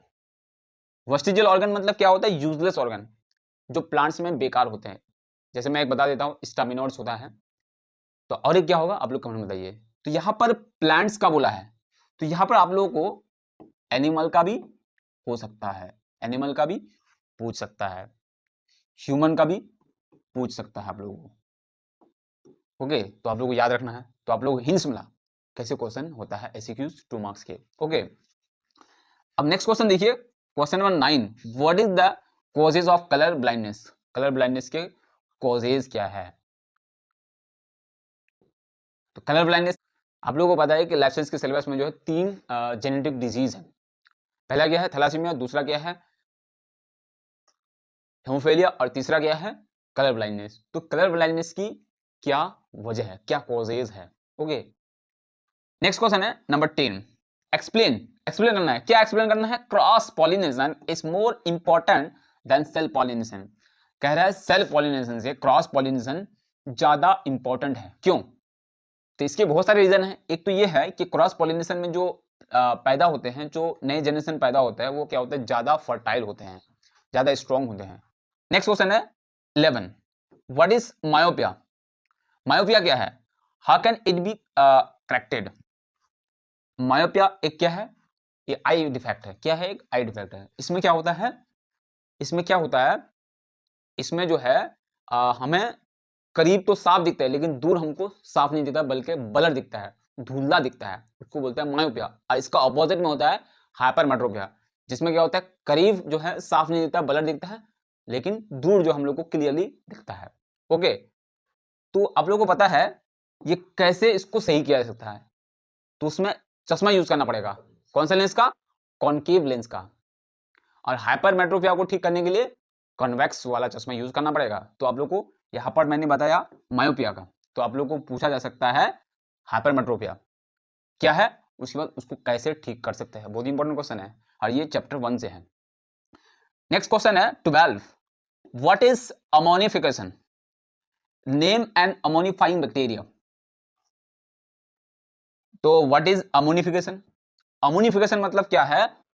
वो बैक्टीरिया, कुछ बैक्टीरिया होता है जो क्या करता है, जो डेड बॉडी को या प्लांट्स को या एनिमल्स को क्या करते हैं, उसको सड़ा गला कर क्या बना देते हैं, उसको डिकम्पोज करके क्या बना देते हैं, अमोनिया बना देते हैं। क्या बना देते हैं? अमोनिया बना देते हैं। उसमें जो मौजूद नाइट्रोजन होता है डेड बॉडी में, प्लांट्स में, तो उसको डिकम्पोज करके सड़ा गला कर क्या करता है, उसको अमोनिया बना देता है, या फिर अमोनियम कंपाउंड बना देता है। ओके, तो आप लोग कमेंट करके बताइए कि जो ऐसा प्रोसेस करता है उन व्यक्तियों को कहते हैं अमोनिफाइंग बैक्टीरिया। तो यहाँ पर एग्जाम्पल देना है कि अमोनिफाइंग बैक्टीरिया का एग्जाम्पल, जो अमोनिफिकेशन जो बैक्टीरिया करता है उसको बोलेंगे अमोनिफाइंग बैक्टीरिया। इस प्रोसेस को क्या बोलेंगे, अमोनिया बनाने के जो प्रोसेस है उसको क्या बोलेंगे, अमोनिफिकेशन। ओके, तो आप लोग कमेंट करके बताइए अमोनिफाइंग बैक्टीरिया का एग्जाम्पल।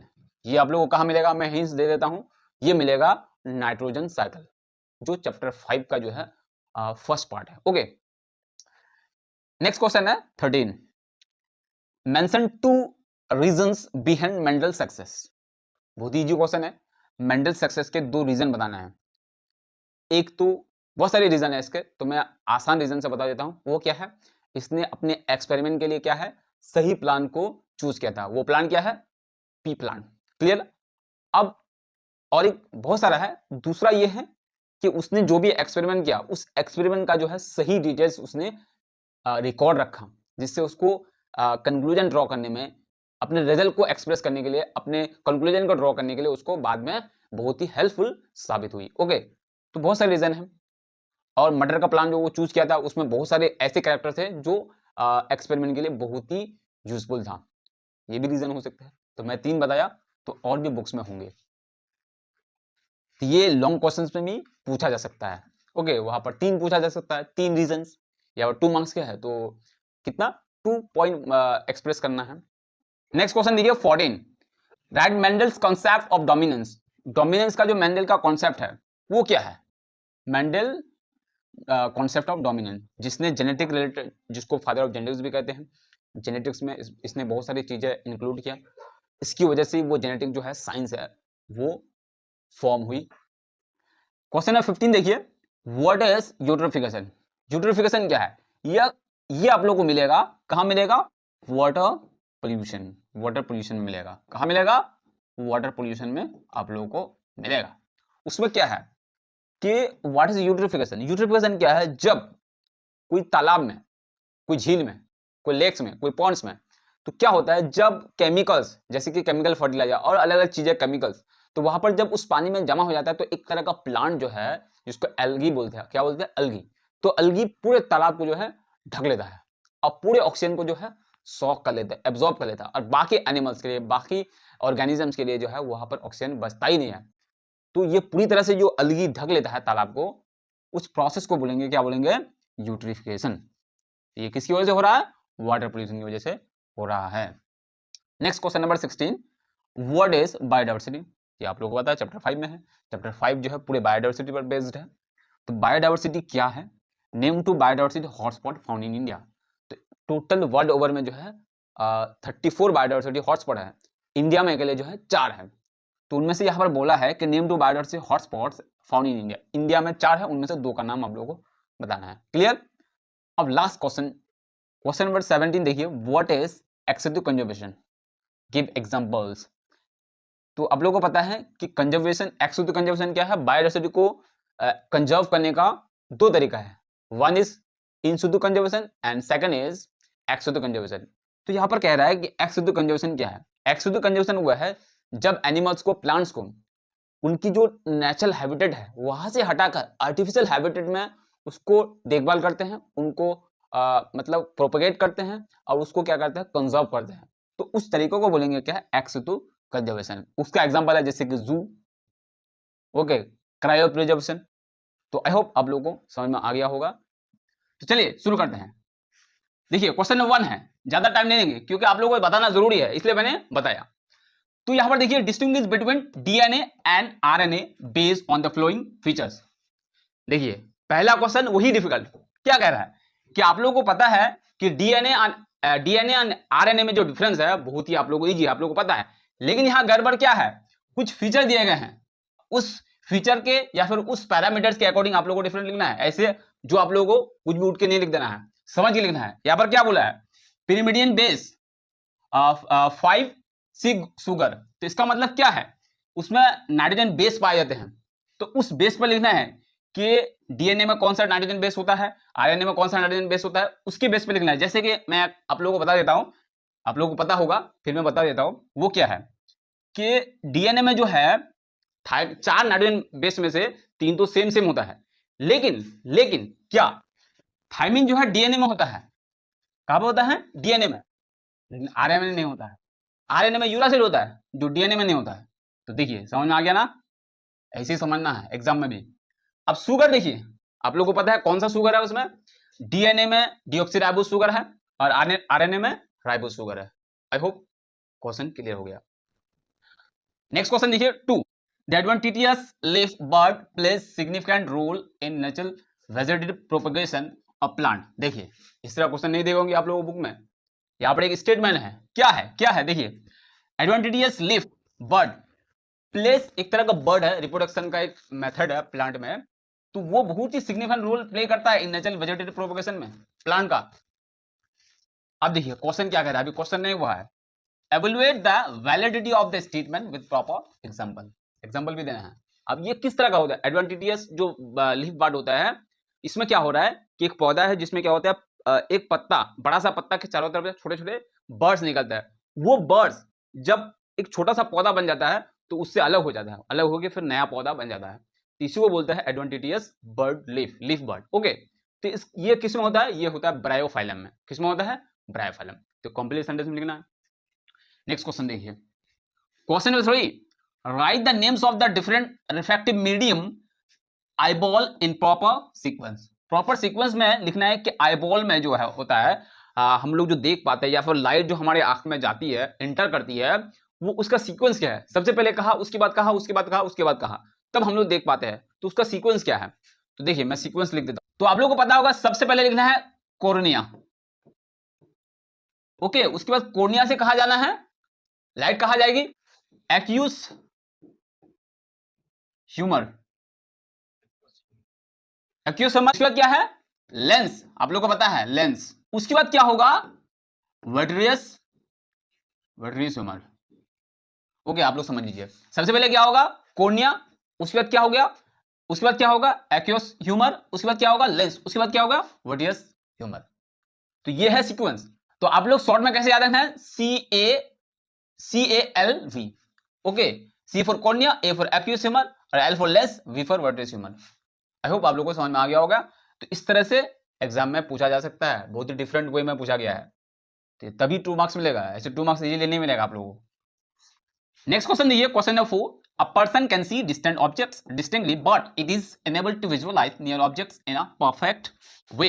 देखिए यहां पर भी एक स्टेटमेंट है। क्या कह रहा है कि अ person can see distant objects, दूर कोई रखी हुई, बहुत दूर रखी हुई कोई चीजों को आसानी से एक पर्सन देख सकता है, but is unable to visualise near object in a perfect way. लेकिन अगर कोई करीब रखी हुई चीज है वो देख नहीं पाता है, दूर की चीज वो क्लियरली देख पाता है, लेकिन करीब की चीज जो है नहीं देख पाता है। तो अब देखिए क्वेश्चन क्या कह रहा है, predict what would be the probable cause, इसकी कॉज क्या होंगे, and suggest the corrective measures for such problem. इस तरह की प्रॉब्लम को ठीक करने के लिए क्या मेजर है, मतलब उसको कैसे ठीक कर सकते हैं, तो आप लोगों को बताना है, आप लोगों को बताना है। सबसे पहले ये प्रॉब्लम कौन सी है? ये एक आई डिफेक्ट है। आई डिफेक्ट आप लोग बहुत देखे होंगे बुक में। सबसे पहले क्या है? मायोपिया, उसके बाद क्या होता है? हाइपरमेट्रोपिया, उसके बाद क्या होता है? पेरेसबायोपिया। ओके, एक कैटरेक्ट भी होता है। तो यहाँ पर कौन सी प्रॉब्लम है? यहाँ पर है हाइपरमेट्रोपिया। हाइपरमेट्रोपिया का मतलब क्या होता है? जो दूर आसानी से देख पाता है लेकिन जो करीब है बगल में नहीं देख पाता है, तो ये वही प्रॉब्लम यहाँ पे है। तो उसकी वजह क्या है? उसकी कॉज क्या है? उसकी कॉज है जो आईबॉल होता है वो फ्लैट हो जाता है, चपटा हो जाता है। ओके, और उसको कैसे ठीक करेंगे? उसको ठीक करेंगे, एक चश्मा पहनना पड़ेगा, ऐसे ठीक नहीं होगा। चश्मा कौन सा पहनना पड़ेगा? कॉन्वेक्स लेंस वाला चश्मा पहनना पड़ेगा आप लोगों को, अगर ये प्रॉब्लम आप लोगों को है। ओके, तो नॉर्मली ये प्रॉब्लम जो है ओल्ड एजेड पीपल को होता है, लेकिन फ्यूचर में जो यंग लोगों को भी होने वाला है। अब देखिए ये जो क्वेश्चन है बहुत ही इंपॉर्टेंट है और डिफिकल्ट भी है, जितना इंपॉर्टेंट है उतना डिफिकल्ट भी है।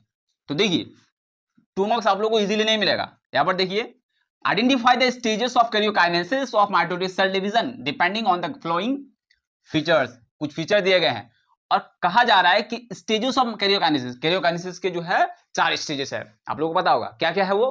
Prophase, metaphase, anaphase and last one is telophase. Okay, तो यहां पर क्या कह रहा है, तो यहां पर 4 फेजेस के बारे में बताया गया है। तो क्या कह रहा है, अलग उस फेजेस में जो भी चेंजेस आ रहा है तो वो चेंजेस को लिखा गया है, उस चेंजेस के हिसाब से कौन सा फेज होगा आप लोगों को लिखना है। जैसे कि सबसे पहले क्या बोल रहा है यहां पे, alignment of chromosome along the equator, equator में अलाइनमेंट हो जाता है of the cell and their arrangement in definite pattern, एक पैटर्न की बात होता है, एक पैटर्न से होता है। तो ये कौन सा फेज होगा, सिर्फ कैसे लिखना है आंसर, इसके यहां पर ऐसे लिखने के बाद जो होगा जो फेज का नाम होगा, ये कौन सा फेज होगा, ये होगा मेटाफेज। ओके, ये हो गया मेटाफेज। देखिए जो आप लोग कैरेक्टरिस्टिक्स पढ़े हैं, जो फीचर्स पढ़े हैं, जो चेंजेस पढ़े हैं उस चारों फेजेस में, तो उन फेजेस को, उस फेजेस में आने वाले हर चेंजेस को आप लोगों को याद रखना है, क्योंकि उससे एमसीक्यूज भी बना देता है, देखो डिजाइन करने वाले। तो क्या हो गया, इसका आंसर होगा मेटाफेज। तो ये अभी आंसर नहीं हुआ, अभी तो एक पॉइंट हुआ, अभी भागिए मत आप लोग। तो और दूसरा पॉइंट क्या है, दूसरी फीचर क्या है, disintegration of spindle fibre. Spindle fibre का क्या होता है, डिसइंटीग्रेशन होता है, मतलब अलग हो जाता है। क्या होता है, अलग हो जाता है। तो ये कौन सा फेज है, तो इसका आंसर हो जाएगा टेलोफेज। क्या होगा, टेलोफेज। उस पर नेक्स्ट देखिए, फीचर नंबर 3 देखिए, disappearance of nuclear membrane and nucleus. कह रहा है न्यूक्लियर मेम्ब्रेन एंड न्यूक्लियस क्या होता है, डिसअपियर हो जाता है, गायब हो जाता है। किस में गायब हो जाता है, कौन सा फेज में गायब हो जाता है, तो ये कौन सा फेज है, ये है प्रोफेज। क्या है, प्रोफेज। नेक्स्ट देखिए, last, movement of daughter chromosome to the opposite poles of cell, cell के ऑपोजिट पोल में जो है चले जाता है, कौन चले जाता है, डॉटर ऑफ क्रोमोसोम। क्रोमोसोम जो है डिवाइड होता है डॉटर्स, वो क्या होगा, चलेगा कहां पे, ऑपोजिट पोल्स में। नॉर्थ पोल में चले जाएंगे आधा, आधा साउथ पोल में चले जाएंगे। तो ये कौन सा फेज में हो रहा है, ये हो रहा है टेलोफेज में। क्या होगा, टेलोफेज। देखिए कैसे आंसर लिखना पड़ेगा। आई होप आप लोगों को यकीन आ रहा है कि जो मैंने बताया कि बहुत डिफिकल्ट होता है, तो आप लोगों को समझ में आ गया ना कितना डिफिकल्ट होता है। मैं ऐसे हवाबाजी नहीं कर रहा हूं, जो भी यहां पर क्वेश्चन है उसको देखकर मैं बोल रहा हूं कि डिफिकल्ट होता है।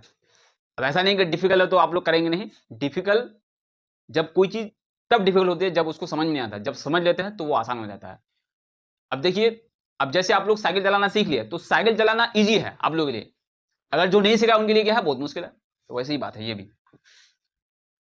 Next question number 6, if the mother is hemophilic carrier and father is hemophilic, then what will be the nature of offspring।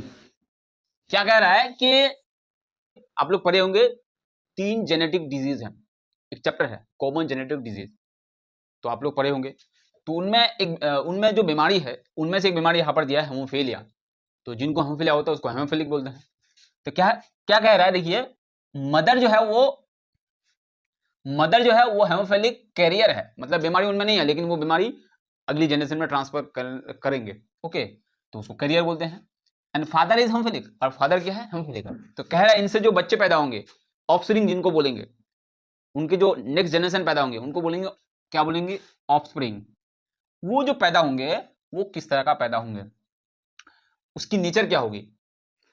तो ये क्रॉस करके आप लोग देख सकेंगे, बुक में है, अलग अलग बुक में जो क्रॉस करके दिया है, तो मैं उसको आंसर बताऊंगा।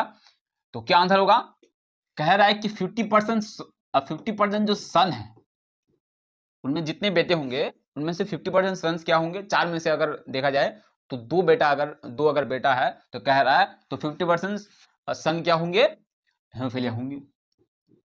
ओके, और 50% सन्स जो है वो नॉर्मल होंगे, मतलब बीमारी उसको नहीं होगी। और एक बात, और 50% जो डॉटर है वो कैरियर बनेंगे। क्या बनेंगे, कैरियर।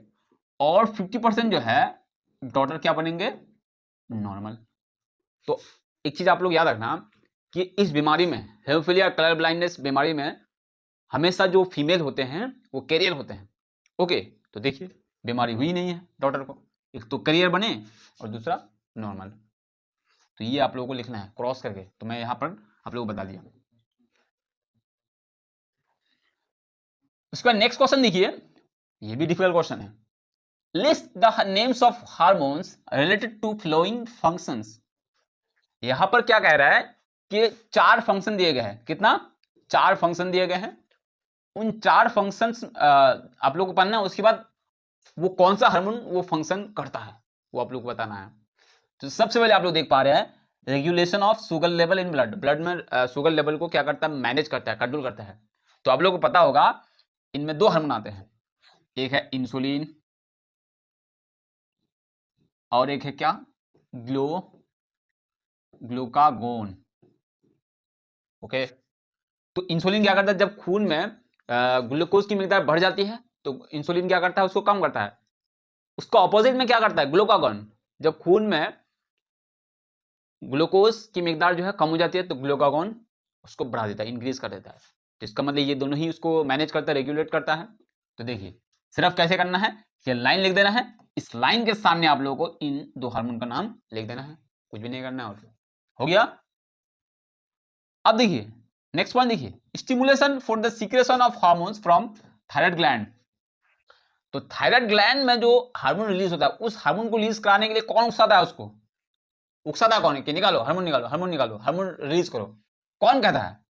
वो कहता है TSH। क्या नाम उसका? TSH।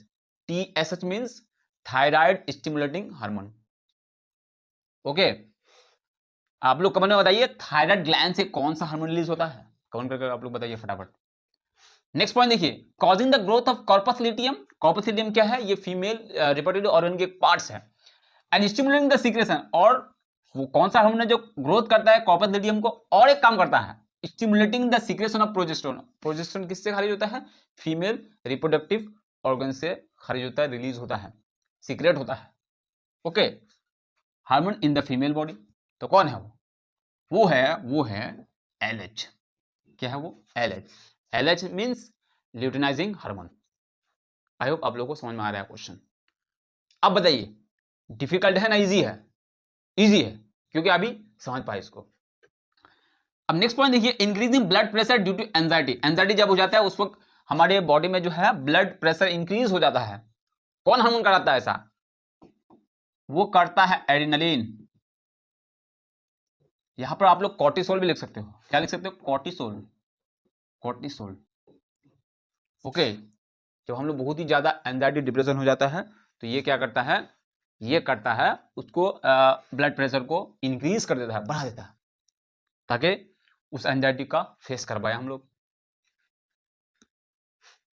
आई होप आप लोग को समझ में आ रहा है कि कैसे आंसर लिखना पड़ेगा। तो यहाँ पर अगर आप लोग इंग्लिश में आंसर लिखोगे तो कैसे लिखोगे? पूरा हूबहू नहीं उतारना है। क्या करना है? The names of the hormone related to following hormones. Okay, उसके बाद ये सब लाइन लिखना है। देख के लिखने में क्या टाइम टाइम तो लगेगा नहीं। तो ये लाइन लिखने के बाद इस तरह से लास्ट में एरो दे करके लिख देना है। समझ गए? ओके, आगे बढ़ जाते हैं। 8 number, solve with the help of a cross how sex of human is determine. कैसे ह्यूमन का जो सेक्स है मेल फीमेल है वो डिटरमाइन होता है। तो ये क्या है? बहुत इजी सवाल है। यहाँ पर क्रॉस करके दिखाना है। Solve with the help of a cross, cross करके दिखाना है। चलो मैं आप लोगों को दिखा देता हूँ। सेक्स डिटर्मिनेशन इन ह्यूमन, तो आप लोग दिखा दे रहे हैं यहाँ पर कैसे करना है। तो आप लोग को पता है मेल जो है, मेल में क्या होता है? एक X और एक Y होता है। और फीमेल में क्या होता है? फीमेल में क्या होता है? Double X। ओके, चलो फिगर बना देते हैं। ओके, देखिए मेल एंड फीमेल कैसे सेक्स डिटर्मिनेशन होता है तो इसमें हम लोग जानेंगे कैसे होता है। सबसे पहले आप लोग देखे होंगे वो वीडियो, लगभग 25 मिनट की वीडियो है, क्रॉस रिलेटेड डिफिकल्ट जो एमसीक्यूज है। कौन से चैप्टर से? चैप्टर हेरिडिटी से। अगर आप लोग देखे होंगे तो ये क्वेश्चन जो आप लोगों के लिए आप इजी रहेंगे। तो कैसे इजी रहेंगे मैं करके दिखा रहा हूं। देखिए सबसे पहले इस x को जो है इन दोनों के साथ मल्टीप्लाई कीजिए और इस y को जो है इन दोनों के साथ करना पड़ेगा। ओके, तो पहले हम लोग क्या करेंगे? तो इसको करते हैं। ओके, तो यहां पर इस x को जो इन दोनों के साथ करते हैं तो क्या होगा? x x, फिर वहां पर डबल x है तो फिर x x होगा। ओके, उसके बाद देखिए इस y को इन दोनों के साथ करना पड़ेगा, करते हैं तो क्या होगा xy, फिर क्या होगा xy। तो अब देखिए यहां पे डबल एक्स का मतलब क्या, डबल एक्स का मतलब होता है फीमेल, क्या होगा फीमेल, और ये क्या है मेल, ये क्या है मेल। तो इस तरह से आप लोगों को दिखाना है कि किस तरह से सेक्स डिटर्मिनेशन होता है इन ह्यूमन। और एक चीज यहां पर जान लीजिए, वो क्या कि मेल मेल पैदा होगा या फीमेल पैदा होगा, डिसाइड कौन करेगा, डिसाइड करेगा मेल। क्यों, वो इसलिए क्योंकि फीमेल में दोनों तो एक्स होता है, तो ये एक्स जाए इनके साथ या ए एक्स जाए तो कोई फर्क नहीं पड़ेगा। लेकिन यहां से कौन जाएगा, मेल से कौन जाएगा, यहां से कौन सा क्रोमोसोम जाएगा फीमेल के साथ, फीमेल के ओवम में, तो यही डिसाइड करेगा कि मेल बनेगा या फीमेल बनेगा, मेल प्रोड्यूस होगा या फीमेल प्रोड्यूस होगा। क्योंकि एक्स जाने से क्या हो जाएगा, फीमेल हो जाएंगे, वाई जाने से क्या होगा, मेल हो जाएंगे। तो आई होप आप लोगों को समझ में आ गया सेक्स डिटर्मिनेशन इन ह्यूमन। अब चलते हैं नेक्स्ट क्वेश्चन में। नेक्स्ट क्वेश्चन देखिए 9, how do worker bees communicate the information to other worker bees of the hive when they spot any source of food. या बहुत ही ये लॉन्ग क्वेश्चन में भी आता है, ये क्वेश्चन कह रहा है कि जब वर्कर बीज को पता चल जाता है कि किस तरफ फ्लावर्स है, किस तरफ फूड है, तो आके जब हिब में इन्फॉर्म करता है अदर वर्कर बीज को, तो कैसे करता है, तो आप लोगों को पता होगा एक डांस करते हैं वो, उनमें तो बोली नहीं होता है, तो एक डांस करते हैं। कौन सा डांस, आप लोगों को पता होगा वगल डांस। कौन सा डांस, वगल डांस। जो अंग्रेजी जो नंबर है 8 उसकी तरह डांस करते हैं, पहले ऐसे जाता है, ऐसे जाता है, इस तरह से घूमते घूमते डांस करता है। तो ये डांस से पता चल जाता, पता कर लेता बाकी वर्कर बीज सब कि कैसे जाना है, किस तरफ जाना है, डायरेक्शन क्या है, किस तरह का फ्लावर है, कितना दूर है, सब पता कर लेता है। किससे, इस डांस से, दैट इज वगल डांस। अब आगे बढ़ जाते हैं, क्वेश्चन नंबर 10 देखिए, write the chronological sequence the names of 4 main fossil ancestor during the course of evolution of the horse. Horse का जो एवोल्यूशन हुआ है उसका जो फॉसिल है उनका सीरियली लिखना पड़ेगा।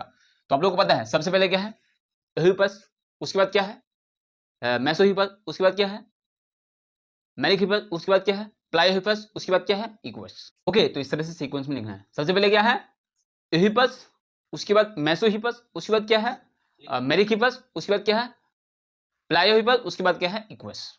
आप लोग बुक में जो है सीक्वेंस देखे होंगे। ओके, नेक्स्ट क्वेश्चन देखिए 11, list the harmful effect of the flowing pollutant. देखिए इस तरह क्वेश्चन 2-3 सॉल्व कर लिया, अभी फिर दिया है टाइम लेने के लिए। ग्रीन हाउस गैस, तो यहां पर कह रहा है ये पोल्यूटेंट है, पोल्यूटेंट, पोल्यूटेंट जानते हो ना, जिससे पोल्यूशन होती है उसको बोलते हैं पोल्यूटेंट।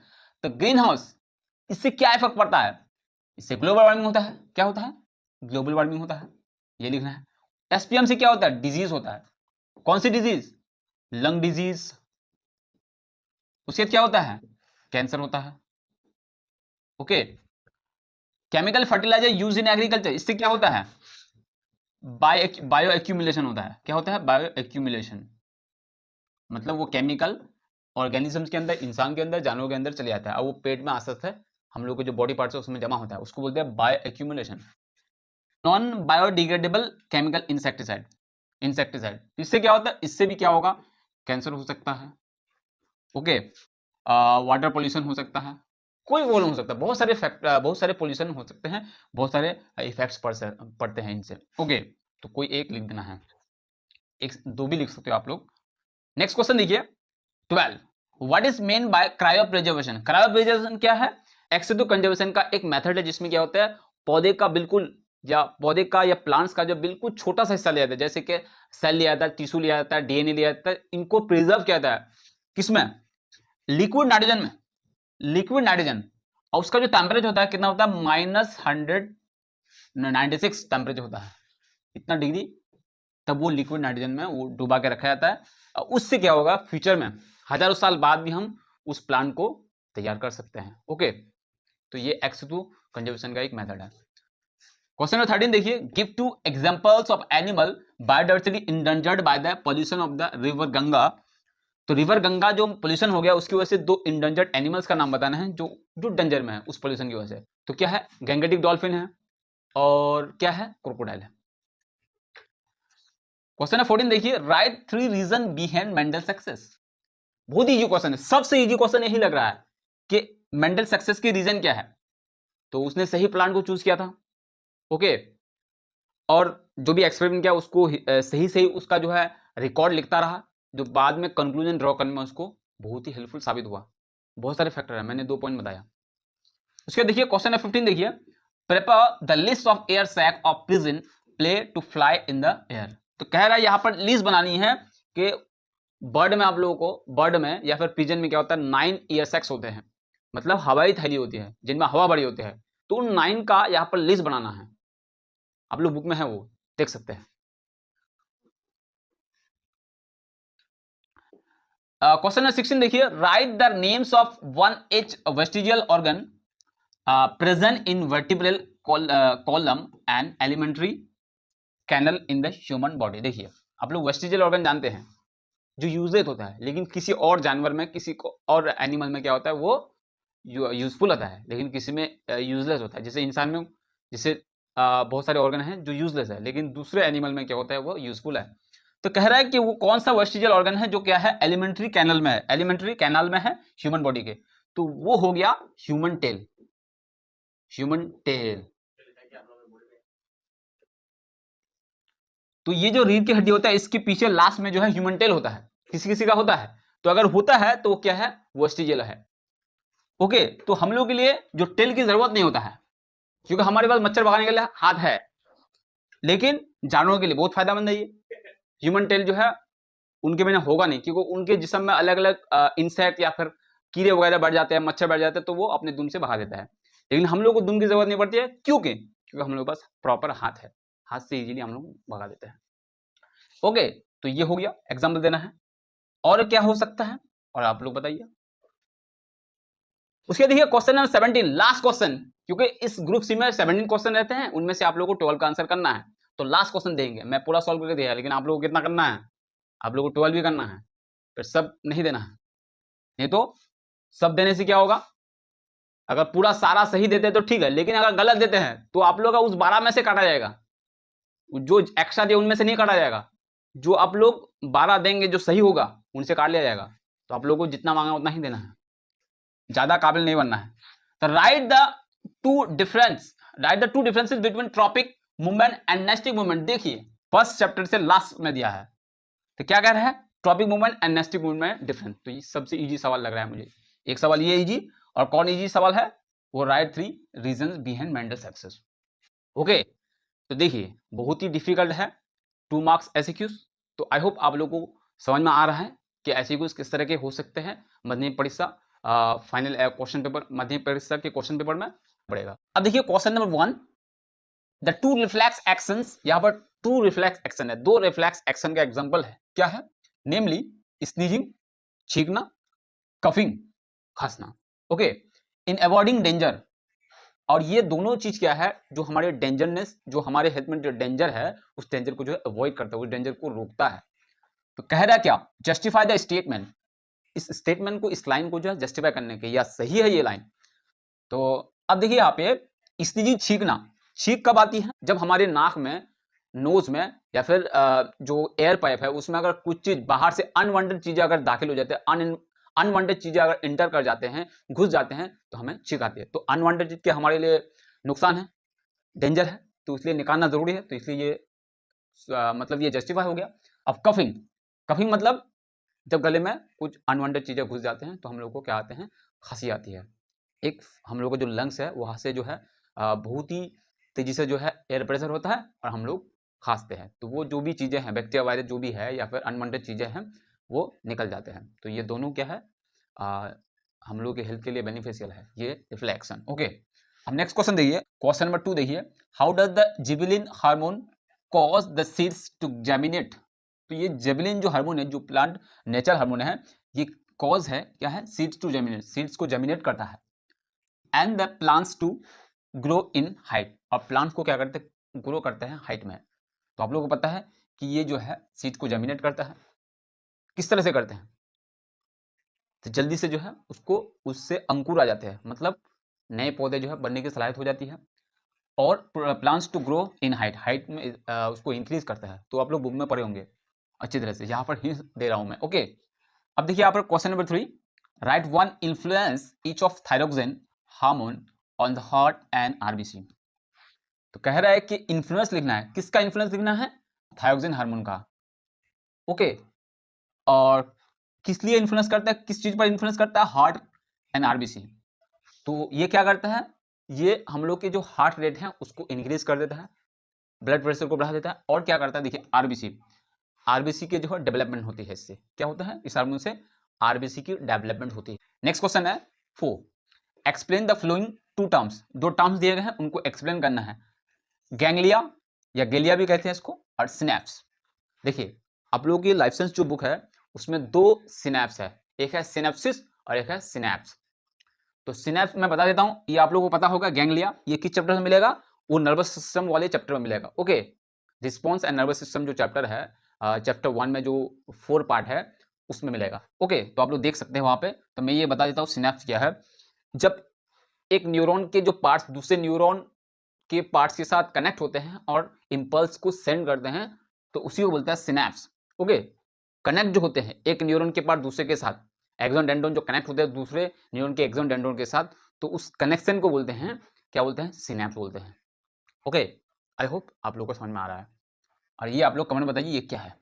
ओके, नेक्स्ट क्वेश्चन देखिए, question number 5, write 2 features of amitotic cell division. Amitotic cell division के 2 फीचर्स बताना है। Features in the sense characteristics. Okay, nature.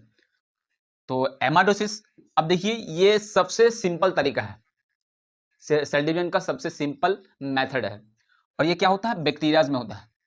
उसके बाद और क्या लिख सकते हैं? इसमें स्पिंडल फाइबर्स नहीं बनते हैं, इसीलिए तो इसको डायरेक्ट सेल डिवीजन बोलते हैं। ओके, अब नेक्स्ट क्वेश्चन देखिए, question number 3, mention any 2 phenomena during G1 phase of interphase. Interphase क्या है? सेल साइकिल का एक फेज है इंटरफेज। तो इंटरफेज का और एक फेज है G1, G2, इस तरह से S है, S2 है, S1 है, इस तरह से फेज आप लोग देखे होंगे। तो अब बताइए कि जो G1 फेज है, सेल डिवीजन चैप्टर में मिलेगा आप लोगों को। तो G1 फेज में क्या हो रहा है? इंटरफेज का और वो जो G1 फेज है उसमें जो है क्या हो रहा है, क्या फेनोमेना, मतलब उसमें क्या क्या चेंजेस आ रहा है, क्या उसमें चेंजेस देखने को मिलता है, तो वो आप लोगों को लिखना है, बुक में इजीली मिल जाएगा। तो देखिए क्वेश्चन कैसे आएगा, मैं यहाँ पर मॉडल आप लोगों को समझा रहा हूँ। नेक्स्ट क्वेश्चन देखिए 7, explain the process of segmentation with the help of a proper example of plants. तो यहाँ पर देखिए, यहाँ पर सेगमेंटेशन नहीं होगा, फ्रैगमेंटेशन होगा। तो फ्रैगमेंटेशन क्या है? एक एसेक्सुअल रिप्रोडक्शन मेथड है, मतलब एसेक्सुअल रिप्रोडक्शन का एक मेथड है। बहुत सारे मेथड होंगे, रीजनरेशन है, उसके बाद बर्डिंग है, मल्टीफिशन है, बाइनरी फिशन है, इस तरह के मेथड्स होंगे। तो उनमें से एक मेथड है, जो प्लांट में होता है, वो है फ्रैगमेंटेशन। तो इसका एग्जांपल है स्पाइरोगाइरा, जो एक अलगी प्लांट है। ओके, तो उसमें कोई हादसा से, हवा की वजह से, हवा की स्पीड ज़्यादा होने से, वो टूट जाने से हर पत्ता से, उस स्पाइरोगाइरा के हर पत्ता से अलग अलग प्लांट्स पैदा हो जाते हैं। तो उसी को बोलते हैं फ्रैगमेंटेशन। फ्रैगमेंटेशन मतलब टुकड़ों में बढ़ जाना, टुकड़ा हो जाना। अब देखिए क्वेश्चन नंबर 8, बहुत इंपॉर्टेंट क्वेश्चन है। What is the importance of genetic counselling and arranging a marriage. Marriage arranging करने में जो है जेनेटिक काउंसलिंग की क्या इंपॉर्टेंस है? तो आप लोगों को पता है जेनेटिक काउंसलिंग की जरूरत कब पड़ती है? जब थैलासीमिया होने का जो है चांस होता है। उस वक्त क्या करेंगे हम? शादी होने से पहले जो है बॉयज एंड गर्ल्स का जो है उसका टेस्ट किया जाएगा, ब्लड टेस्ट किया जाता है। अगर दोनों में कोई ट्रेसेस पाए जाते हैं थैलासीमिया के, तो दोनों में से किसी एक में तो है वो जो है उसमें मैरिज नहीं की जाती है। ओके, यही कॉन्सेप्ट है जेनेटिक काउंसलिंग। तो कह रहा है उससे क्या, उसकी इंपॉर्टेंस क्या? उससे इंपॉर्टेंस ये है कि हमको ये आइडिया हो जाता है कि बीमारी होने वाला है या नहीं, हमको ये पता चल जाता है। उसके बाद और क्या होता है, अगर बीमारी है भी तो हमको ये भी पता चल जाता है कि वो बीमारी किस कदर जो है डेंजर है, थोड़ा बहुत है या ज़्यादा है, या एक्सट्रीम लेवल पे है या लो लेवल पे है, वो हम लोग को आइडिया हो जाता है। ओके, तो और एक काम क्या गया था इसमें, काउंसलिंग। तो काउंसलिंग से आप लोगों को समझ में आता है, जिसमें एडवाइस दिया जाता है।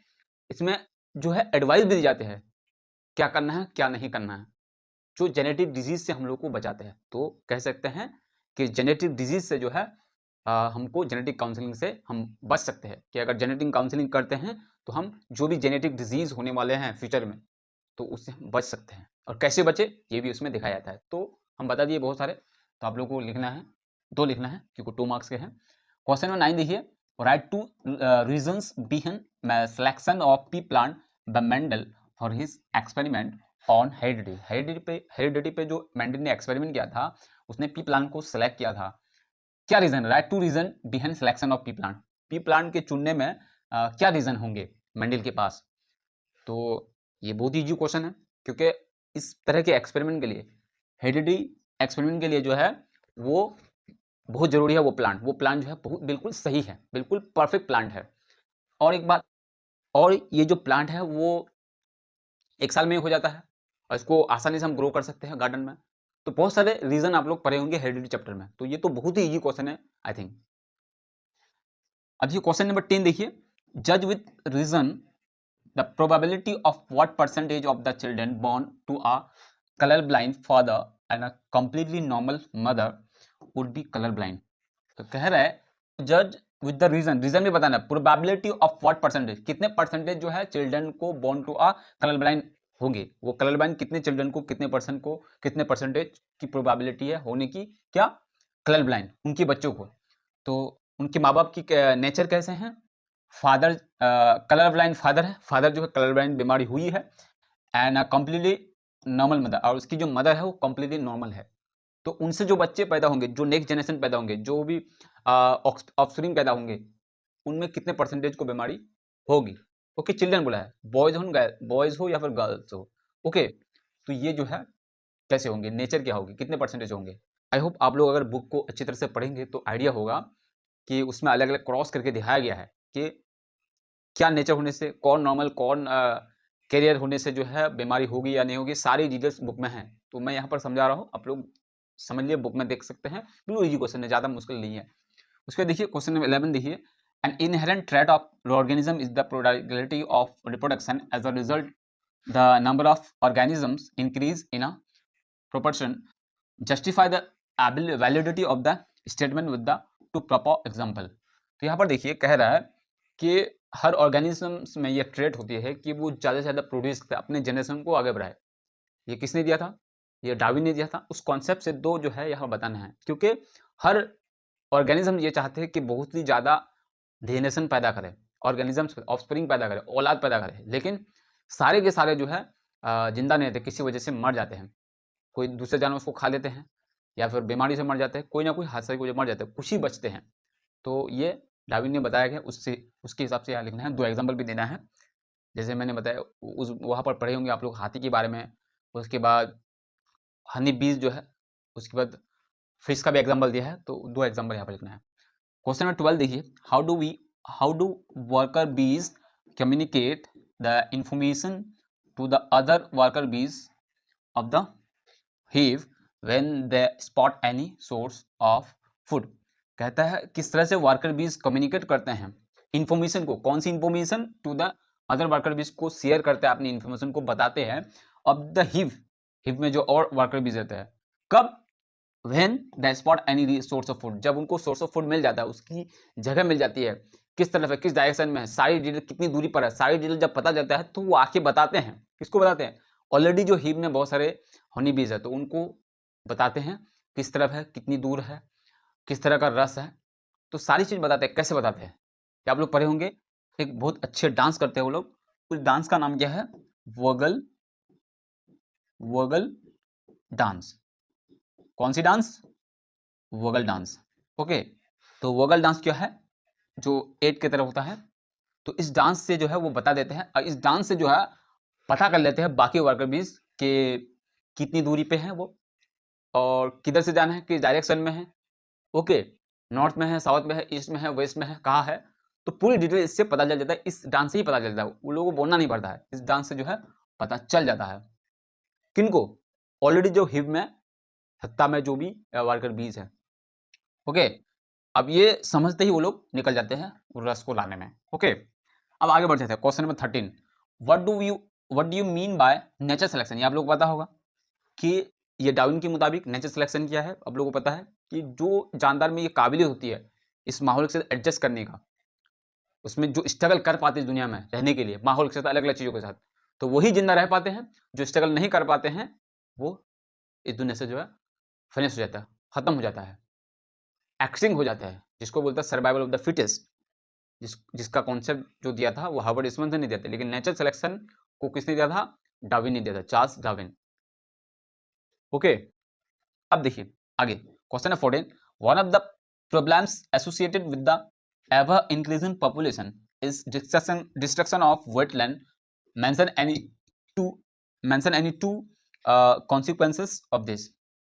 कह रहा है कि वन ऑफ द प्रॉब्लम, एक प्रॉब्लम बताया गया है कि एवर इंक्रीजिंग पॉपुलेशन बहुत ज्यादा बढ़ने से क्या होता है?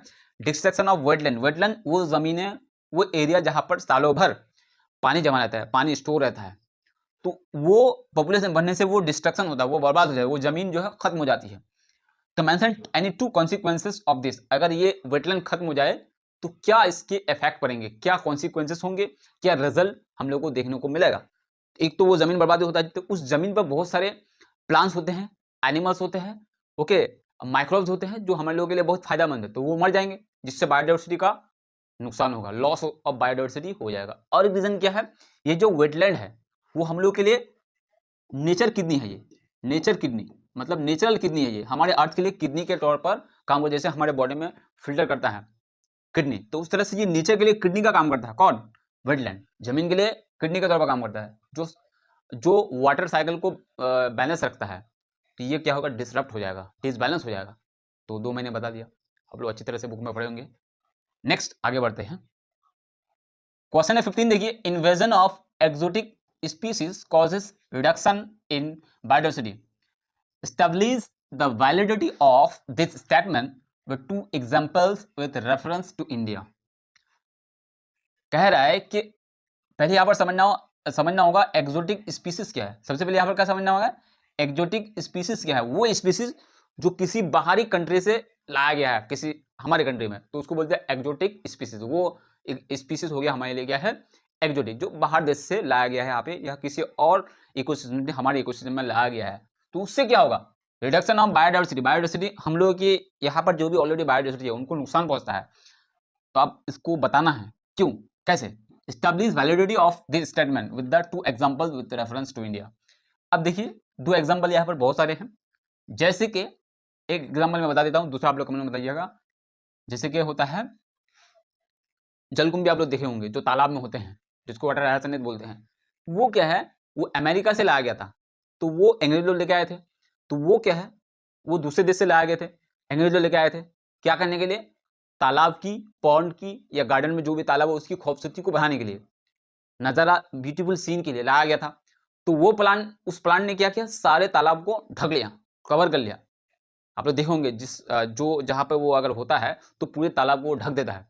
तो ढक देने की वजह से क्या होता है? सनलाइट अंदर तक पहुंच नहीं पाते हैं, जो भी एनिमल है, जो भी अंदर प्लांट है पानी के अंदर, उनको सनलाइट मिलते नहीं है, जिसको नुकसान होता है। और पूरे ऑक्सीजन को, क्योंकि ऊपर रहता है, पूरे ऑक्सीजन को सॉक कर लेता है, एब्जॉर्ब कर लेता है। बाकी एनिमल्स के लिए, बाकी प्लांट्स के लिए ऑक्सीजन बचता ही नहीं है। तो ये बाकी जो ऑलरेडी हम लोग यहाँ तालाब में थे, जो भी प्लांट्स थे, जो भी एनिमल्स थे, जो भी माइक्रोब थे, उनके लिए नुकसान हो गया ये, क्योंकि एक बाहरी जो एक्सोटिक स्पीसीज को लाने की वजह से ऐसा हो गया। तो इस तरह से देखो, पेचीदा वे में क्वेश्चन पूछा गया है। क्वेश्चन नंबर 16 देखिए। Write the names of one endangered. ये बहुत ईजी सवाल है। इंडेंजर्ड एनी प्लांट का नाम बताना है, एंड वन इंडेंजर्ड एनिमल जो खतरे में पड़ गया है, species of the eastern Himalaya biodiversity hotspot. आप लोगों को पता है इंडिया में टोटल कितने बायोडाइवर्सिटी हॉटस्पॉट है? टोटल है 4। तो इनमें से एक का नाम दे दिया गया है ईस्टर्न हिमालयस बायोडाइवर्सिटी हॉटस्पॉट। तो इस हॉटस्पॉट से जो है यहाँ पर एग्जाम्पल देना है, एक इंडेंजर्ड प्लांट का और एक इंडेंजर्ड एनिमल का। ओके, तो आप लोग कमेंट में बताइए, इजी है ये। क्वेश्चन नंबर 17 देखिए, last question but not the least. Write one role of joint forest management. बहुत ही इंपॉर्टेंट क्वेश्चन है कि जॉइंट फॉरेस्ट मैनेजमेंट का क्या रोल है, एक रोल बताना है। तो जॉइंट फॉरेस्ट मैनेजमेंट क्या है? किसी एरिया में वहां पर जो बायोडाइवर्सिटी पाए जाते हैं उनको सरकारी लोग, सरकार के लोग, अफसर लोग और वहां के लोकल लोग दोनों मिलजुल कर करते हैं, जिससे क्या होता है? बायोडाइवर्सिटी बहुत ही इजीली जो है आसान तरीके से उसको हम कंजर्व कर सकते हैं, तहफूज कर सकते हैं, बचा सकते हैं लॉस होने से। ओके, एक रोल हो गया, क्योंकि लोकल लोग इसलिए शामिल हैं क्योंकि लोकल लोग ज्यादा जानते हैं वहां के बायोडाइवर्सिटी के बारे में। आप सब लोग तो नहीं जानेंगे, कम जानेंगे, तो दोनों अगर मिलजुल करेंगे तो इजीली हम उसको आसानी से बहुत ही अच्छी तरीके से कम खर्चे में उसको हम क्या कर सकते हैं, उसको तहफूज कर सकते हैं, कंजर्व कर सकते हैं, बचा सकते हैं, लॉस होने से रोक सकते हैं। ये तो बता दिया joint forest management, that means JFM। And और एक चीज है पीपल्स बायोडाइवर्सिटी रजिस्टर, जिसको बोलता है PBR। तो एक PBR का भी रूल बताना है, etch for the conservation of biodiversity. इस रजिस्टर से हमको पता हो जाता है किस बायोडाइवर्सिटी को, किस एनिमल्स को, किस प्लांट को क्या खतरा है, क्या डेंजर है, और कौन खतरे में है, जो कौन बहुत ही जल्दी मिटने वाला है, खत्म होने वाला है। तो इस रजिस्टर से हमको पता चलता है, क्योंकि इस रजिस्टर में क्या करते हैं, सारे बायोडाइवर्सिटी के, एनिमल के, प्लांट के, उसमें पूरा नाम इसमें रजिस्टर होता है, और उस रजिस्टर में उसको क्या खतरा है, उसको कैसे रोका जा सकता है, उनकी खसूसियत, उनके कैरेक्टरिस्टिक्स सारे उस रजिस्टर में जो है पीपल बायोडाइवर्सिटी रजिस्टर में वहां पर दर्ज होता है। तो जिससे पता चल जाता है कि इस जानवर को ये खतरा, उस प्राण को ये खतरा है, और उसको कैसे कर सकते हैं, उसको कैसे बचा सकते हैं, सारी डिटेल हमको पता चल जाएगा। ओके, तो आई होप आप लोगों को जो प्रैक्टिस सेट 3 है ये आप लोगों को समझ में आ गया होगा, और बहुत ही इंपॉर्टेंट क्वेश्चन सब है, और आप लोगों को आइडिया हो गया कि SQs 2 मार्क्स के SQ जो है कैसे पूछा जा सकता है। ओके।